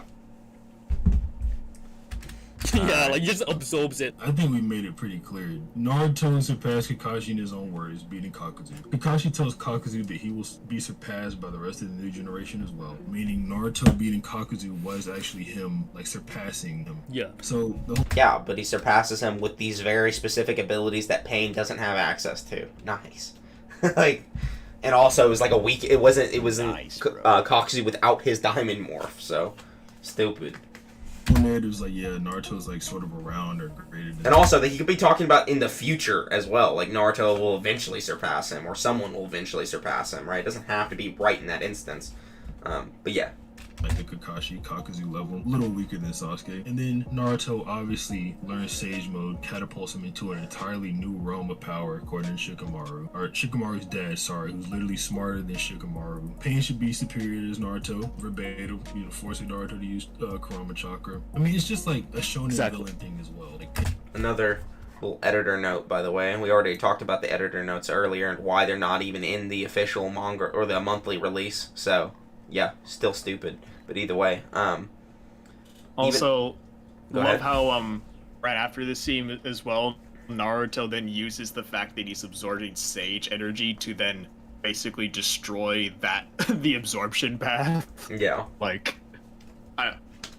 like he definitely surpassing Naruto in sage mode there. That was proved wrong. Like, this is a teaser before the next issue, and in the next issue, this editorial note was disproven because Sage Mode caused that guy to die. God. Yeah, they're literally just being It's hype a men. teaser. It's to get you excited. Exactly. It's to Yeah. build hype. It's a hype man thing. It's not like an actual But hey, story thing. Why? I only read the manga, guys. I'm sorry. I only actually read it. Pain is just stronger. than God. Kakuzu, the guy who came. We already talked about the Shikaku's dad statement earlier. Either like Shikaku doesn't know about Kakuzu, he doesn't know about a lot of these characters. And he's also saying he's in an entirely new level. Who's that in reference to? Right? Like who? Like Choza and Kakashi that we already know Pain beats. That's all you can It's just fucking shown in say. trope, right? That like villains surpass like previous villains. It doesn't always apply, but I definitely think it applies here, right? We know Naruto surpassed his previous adversaries, and now Pain is like this new threat Sorry, that he has that's to take terrible on. He's definitely already. this force that like Naruto has to learn like a new form to take on. He needs to learn Sage Mode. He never really had to do this prior. It's not like he only needed the Rasenshuriken to take him out like he did with Kakuzu. He had to master Rasenshuriken. He had to learn Sage Mode. He had to learn. I like how he says he didn't have to learn anything. He just needed the Rasenshuriken for Kakuzu, and then he had to learn the Rasenshuriken to beat Kakuzu. Like that was literally his thing. And then he learned Sage Mode after that to beat Pain. Which And again, they're just like stylistic thing. they're just ignoring the context as well. Like they just pretend that like Naruto just whipped out the Rasenshuriken and won. And never mind the time he nearly died and Yamato and Kakashi had to save him. Like Yeah. he didn't just pull it out and win. That's not. There was a lot of context to what happened. That's like saying Naruto only needed the Rasengan to beat Pain. Yeah. Like Only needed the Rasengan, bro. the Rasengan, he hit Pain with the Rasengan and it killed him, so it's all he needed, right? Like no, that's just ignoring what actually happened. Yeah. all these like new things, and I think that implies narratively Pain is stronger than Kakuzu. And also I think like you mentioned to me, right, No. that on the back of one of the volume covers it says something really interesting, right, Six? Yeah, so it says on the back of volume 47 that Naruto can't afford to make any mistakes versus Pain. Where literally like Naruto was making mistakes versus Kakuzu. Okay, so Naruto sends in 3 clones versus Yeah, and then he has Kakuzu people to save him. evaluate his He literally makes He was saved. Hold up, let's just see. Hold on. speed. Then those clones fail, but I mean they were just for diversion anyway. Then Naruto goes in there with the Rasenshuriken, fails, gets out, then is able to do it again. Gets out? No, that's not what happens. He doesn't get out. He gets trapped by Kakuzu's worms and is about to die. And then Yamato He's about to have and his Kakashi heart say- pulled out by Kakuzu. Yeah, he's like he made mistakes, and then the mistake Kakuzu's they like, the mentioned. tendrils are like going around his chest, like about to pull his heart out. The only mistake Naruto made in that fight literally would have killed him. Like it would have actually killed him had other people not intervened. Like of course he can't afford to make mistakes against Kakuzu either if it was a 1v1. Like that's not how that works. He can't just say that, oh yeah, Naruto made mistakes against Pain or didn't make mistakes against Pain, but he made mistakes against Naruto or Kakuzu. Like come on, man. Or also, like, you can't afford to make mistakes in any fight, okay? The reason why it's important here is because Pain is threatening the village. Yeah. It's not because, like, he's a particular... Like, Naruto couldn't afford to make any mistakes against Sasuke either. He couldn't afford to make any mistakes against... Madara. Sasori, like, or anybody, like, any of the people that he fought. Deidara, rather, not Sasori. No, Sasori too. Kakashi says that if he rushes in against Sasori, he'll die. So, like when they break through the boulder, he literally Sasori too. Like he can't just run in. But I mean, like, he actually fought Yeah, I know what you mean. Deidara. Yeah. But yeah, it's another good example. There's like tons of people he can't just like run in willy-nilly and make mistakes for. Of course not. Like that wouldn't be an interesting show. So In The stakes Naruto. are higher, though. If Yeah. someone wants to argue This threat. yeah. fails, gets out, then is able to do it again and murks Kakuzu. If someone wants to argue, So the one oh, this mistake is he Naruto made and literally Naruto would have led to in his the fight death. versus Nice. Kakuzu, why do you not think he had him when he versus Pain? Because Pain killed them all. They weren't even allowed to get involved, like, anyway, right? Like, literally, like, Shikamaru's dad was saying that nobody should get involved in his fight because it's, like, on a completely weren't different scale allowed. to, like, anything else or anybody else. Yeah, exactly. Also, like, a lot of Kakuzu defenders are, like, these really edgy, like, debate lord scalers who Oh my gosh, bro. don't really get how to engage Wow. with people, like, on a casual Wow. level. They don't And understand Bullet that there's, like, isn't. this general narrative that Kishimoto used. It's so weird to me that Bullet, of all people, is saying this. Bullet is saying this, bro. Me and... Oh, okay. Bullet and 6, right? Bro. Well, mainly it's just Bullet, right? It's just Bullet is saying this. I don't know if six yeah. of Well, them. But Bullet it's- just kind of had 6. It's like Bullet just had like 6 on here, but it's like Bullet's just the one making the point. I'm just Yeah, these saying guys that are- the two people in this video are like massive debate goons. And also, this idea that there's just this pure narrative that exists on like some obvious level is just so not true about any piece of media. Can you imagine if we picked up Kafka's Metamorphosis and we were like, oh, this story is just about a guy turning into a cockroach because that's what most people think, right? Like, Yeah. that would be ridiculous, okay? Like, there isn't one objective level to a story, okay? It's okay to analyze stories and see different aspects of them. You don't get to appeal to, like, this particular one you prefer and say that it's just superior for no real reason. It's just funny to me too because I've Yeah. literally been like Nate was literally there and he can attest to this too. But like me and Nate will literally would just be chilling and call, and Bullet will come in and immediately like start trying to debate us on stuff. Like that just has happened multiple times. So like I don't understand. Well, I'm why. less concerned about that. Yeah, but yeah, I understand what you're saying. But yeah, I'm more concerned about, like, can you imagine like going into like a literature class yeah, and the professor's like, look, we're looking at Ozymandias, right? And it's about like, you know, the suffering, like it's about like somebody's empire collapsing and then being forgotten, right? And then someone else is like, no, it's about stones in the desert. It's about a broken statue in the desert, right? Like, yeah, it's just silly. yeah. Like, what you think is obvious isn't worth anything. Yeah. That doesn't make your analysis good. Yeah, exactly. Good analysis actually dives into like greater meanings of you know things. So like you know you can look into the Naruto manga and then read that like you know the war arc scaling for Kakuzu, and if you research that you can figure out that Kakuzu scaling is better than Pain, and like maybe that the narrative arguments you thought before that supported Pain winning aren't actually supporting it. Like you just reinterpret it. Reinterpretations. Or just interpreting stuff in general functions like that. So you just always have to try and come to what's the most likely interpretation and what's the best interpretation for things. So, and the best interpretation, most likely interpretations, heavily lean towards Kakuzu just whooping up on Pain. So I'm sorry, bro. But I know you guys like him, but it doesn't matter. It doesn't change anything. Utilizes, and I think Let's that's finish where the like video. discourse Yeah. breaks between these like normal people and like these Kakuzu scalers. That's why Normal people and Kakuzu scalers, bro. Get out of here. Like I don't think I'm particularly Kakuzu scalers are abnormal. Just on another. Yeah, these Kakuzu. It's true. I'm on another level. Hold on. Good, we gotta I finish was just this. saying, like Kakuzu scalers No. might Just might finish the just be video. on another level Yeah. in terms of just their brains are just huge. and actual Yeah. level. Their- They don't understand not that there's like neurons this are just general firing narrative more that often. Kishimoto utilizes, and I think that's where like discourse breaks between these like normal people and like these Kakuzu scalers. That's why there's always been like a lot of controversy around this topic. So yeah, that pretty much concludes the topic. There's literally no way that like Kakuzu can beat Pain. Narratively, power scaling.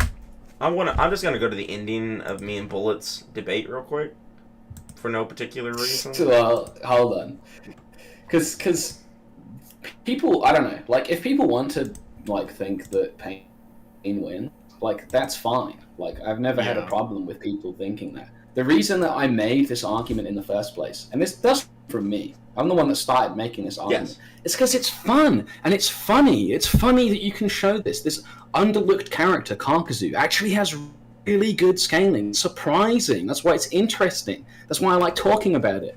And then, can you imagine my disappointment, right? When then people are like, whoa, this really interesting thing that nobody else is ever talking about is wrong because, like, I got this general intuition of the series or whatever. Like, Yeah. it's just boring. Like, you're boring if you think Pain wins. I'm sorry.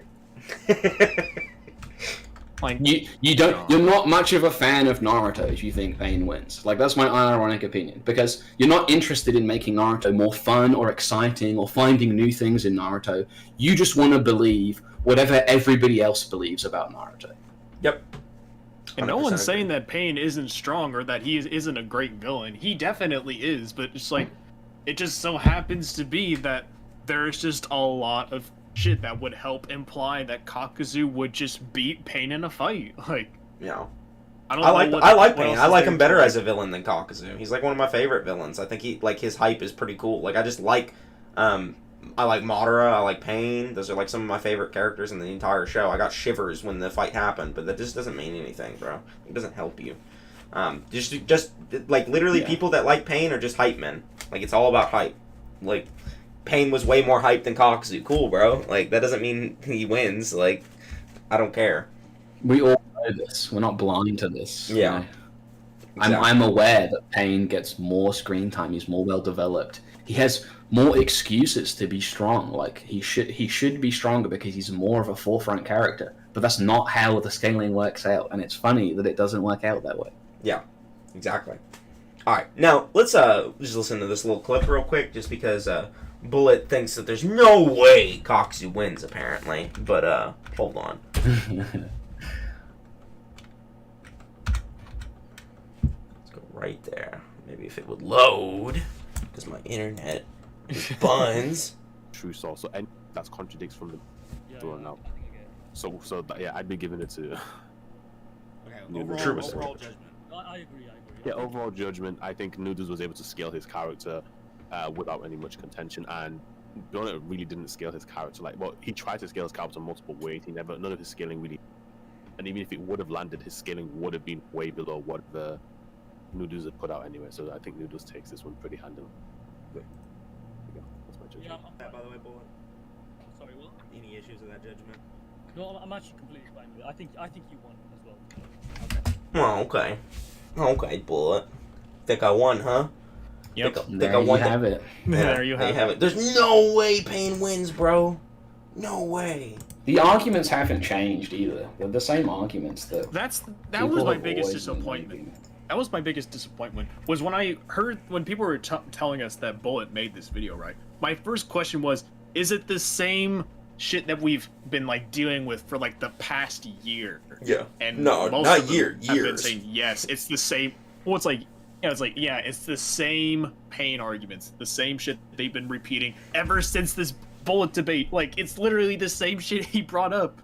Like this entire video, we just went over the same points that Noodles bodied Bullet on, and then he says, "Yeah, I think you beat me on those points." Like, I can't believe they just like would make this video only to repeat the same shit he thought he lost to. Yeah, he literally already Like, oh agreed my with God. me. Like, go watch that debate. Like, it's not a really very fun debate. I'll say that much. That's not that entertaining. But I know I seem like I'm being a little bit harsh on Bullet too. But you gotta understand, like, he's specifically coming after me and Parrot's arguments and like trying to like meme our arguments or whatever, and like just say that there's no way these are right and things like that. After he's already agreed to them right before and not making anything different. He didn't change anything. He's just being dishonest and stupid. Like, this is not good. And like, it's funny to me, too, because I respected him enough to keep that video unlisted for, like, a year, right? And then he wants to come and drop this surprise video on me after I specifically kept that out of the public's eye just because he was embarrassed about it. He didn't want it out there. And I was fine with that. Like, I had no issue with that. But then you want to do this, right? Like, and now I have to show it. Like, I have to now. You can't just sit there and act like this video is, like, super well made and just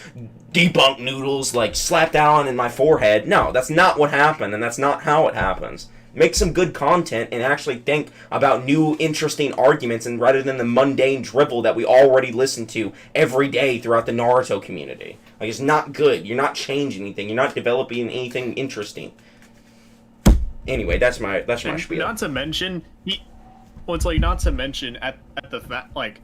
at the very end of the video, he then specifically calls out Kakuzu scalers as these people that just cannot seem to know how to read the series properly, and how Kishimoto writes the series and all this. So it's like yeah, he is definitely just calling us out particularly and just saying, yeah, y'all y'all don't know how to read for real. Like, I don't know how you all motherfuckers think that pain doesn't just whip the pain on fucking Kakuzu. Like, No. like goddamn, bro. And like, It doesn't sound like they had fun making this video either. It sounds like they felt pressured to make it for like reputation reasons. well, you know what's Yeah. funny, Parrot? When Bullet made a community post about like, hey, what should my next video be? And Kakuzu vs. Pain was on there, and it was like an overwhelming majority were. Oh going my for Pain gosh. versus Kakuzu, so. That's so, So they great. just he's chill. Yeah, you can go to his channel and go to the community post. It's on there. Alright, yeah. That's not a good idea, by the way. You should make videos for an audience that you don't have yet. Because if you make videos for the audience you already have, your channel won't grow any bigger. Yeah. They're already watching your videos. Yeah. You want other people to watch them as well. So you can't just listen to what your audience already wants, and that's just a fact about growing on YouTube. Yeah. You have to speculate. Yeah, and I also thought it was funny that Six and Bullet like made this video when they both have individually conceded to me on this exact topic, like in separate debates. Like they both have just lost to me on this topic, and they both thought this was a good idea to make this video. Crazy, bro. Crazy. I think it's funny as well, like because obviously. I'm the one that like pioneered this argument. Yeah. So like none of them have even talked to me about it a single time. Like they couldn't even beat you on it. So No. Well, I think what's also That funny was is everybody disrespectful, memes but- the whole like. Go ahead. One of the things I also think is really funny is they meme the whole like multi-continental thing, but nobody has actually really talked about or even tried to find the discrepancies in that argument specifically.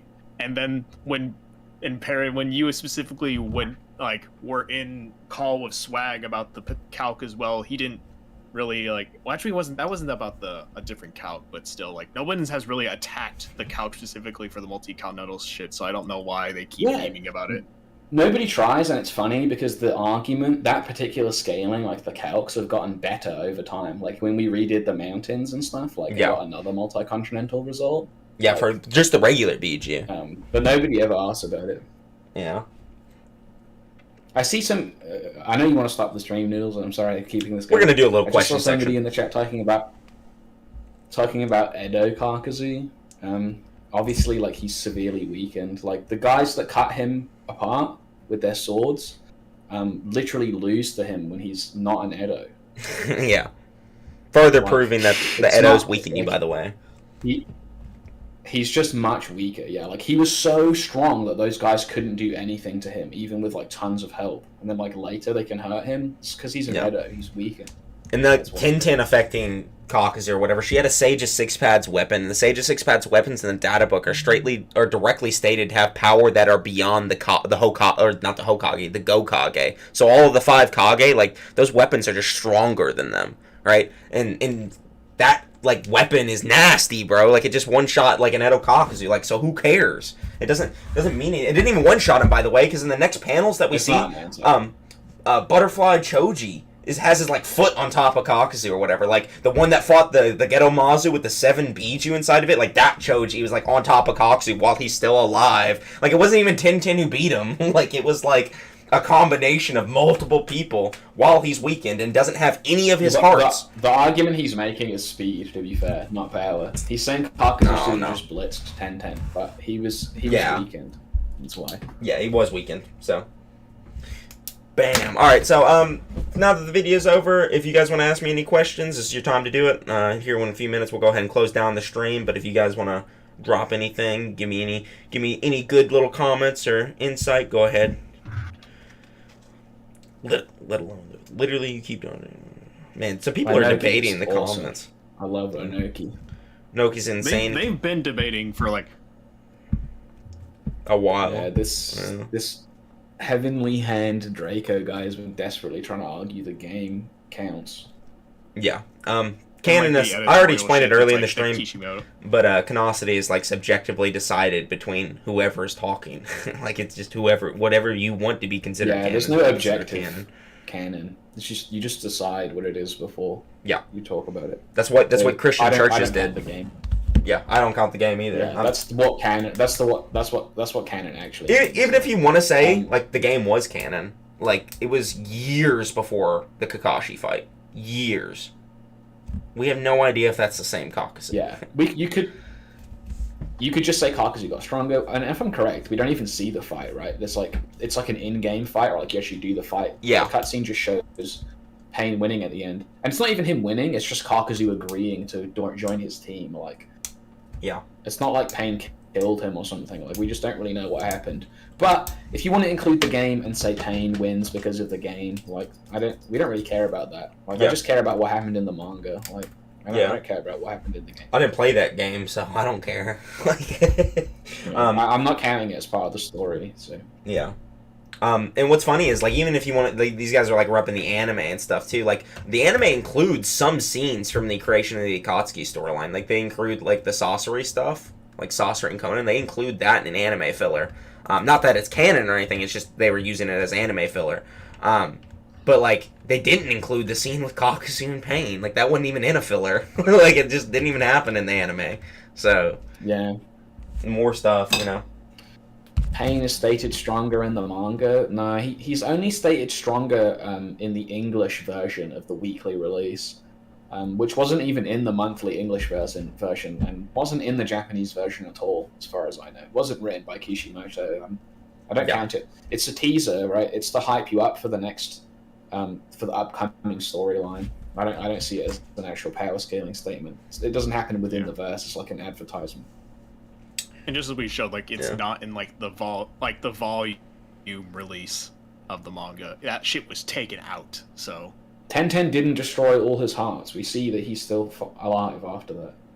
Yeah. And also those hearts aren't his strong hearts. Those are just random hearts he ripped from the shinobi he was murdering during the war.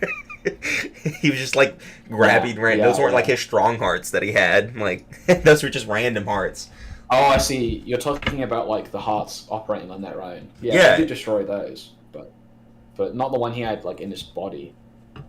No. Noodles, would you debate Swag Hoggley differently if you did this in a rematch? I wouldn't debate him again either way, but if I did, I'd probably take it a different approach. I don't know what approach that is exactly, though, because I just decided I don't want to debate him again because it wasn't fun the first time, so... still doesn't... Well, because he's just going into the debate not aiming to be convinced. He's trying to aim to win. Yeah. So... And Swag was super dishonest during the debate, so I don't want to even engage with something like that. Kakuzu was dead at the time, right? So Pain being the strongest wouldn't apply to Kakuzu. Facts. That's also true. Yeah, also true.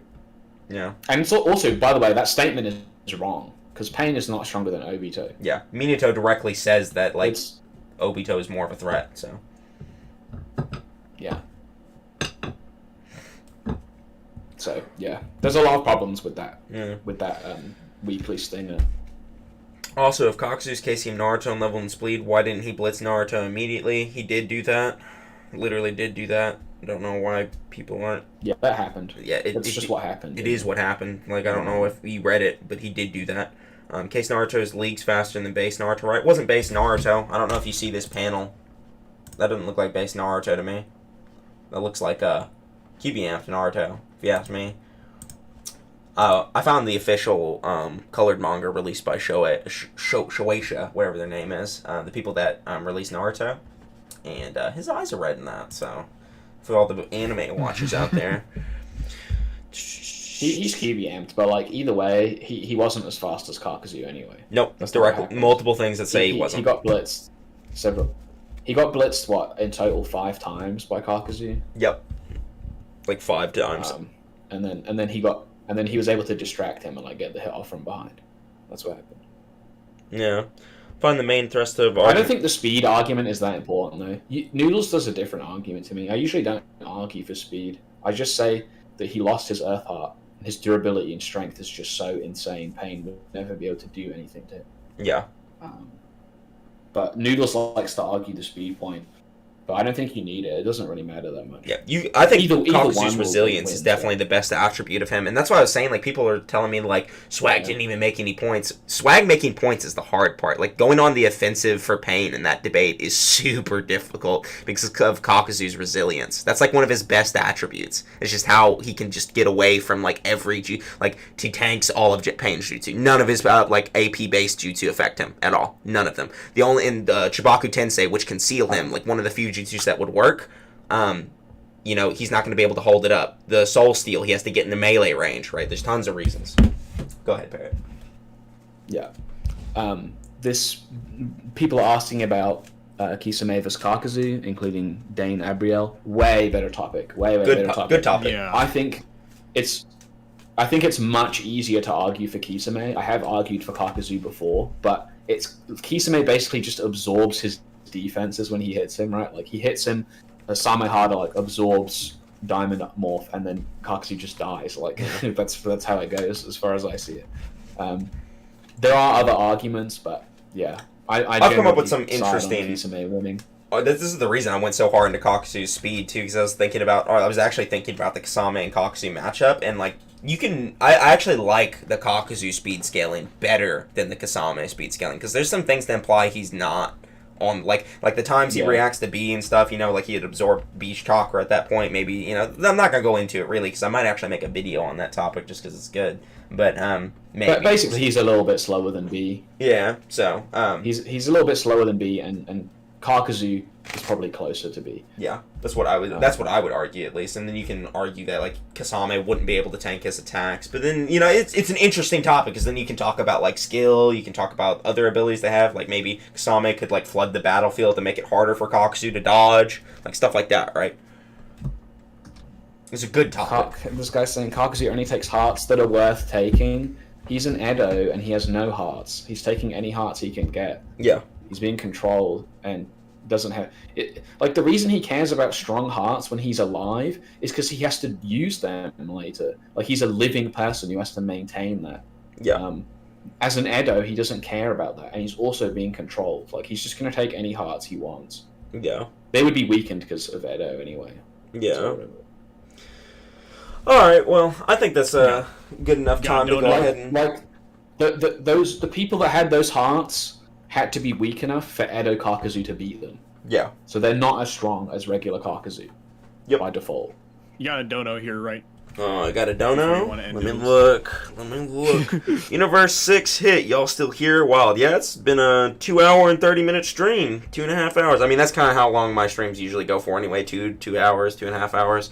Usually about around there. And speaking of how long my streams go, we're probably going to go ahead and try and end it here. I appreciate you guys for coming and watching, all the donations. Appreciate that. If you guys want to watch more of my content, I have a Minato versus Tobirama video coming out, so get hyped for that. That's literally going to be the next video, so I know tons of people are already hyped for it, but that's going to be the big one. Alright, Surfbone, you want to go ahead and say bye? You want to tell them bye? Well, see you guys. We'll see you in the next stream. Yeah, he's so stupid, bro. You guys hear him talking? He's saying bye. We're not even going yet. Just kidding. Alright, guys. Peace out.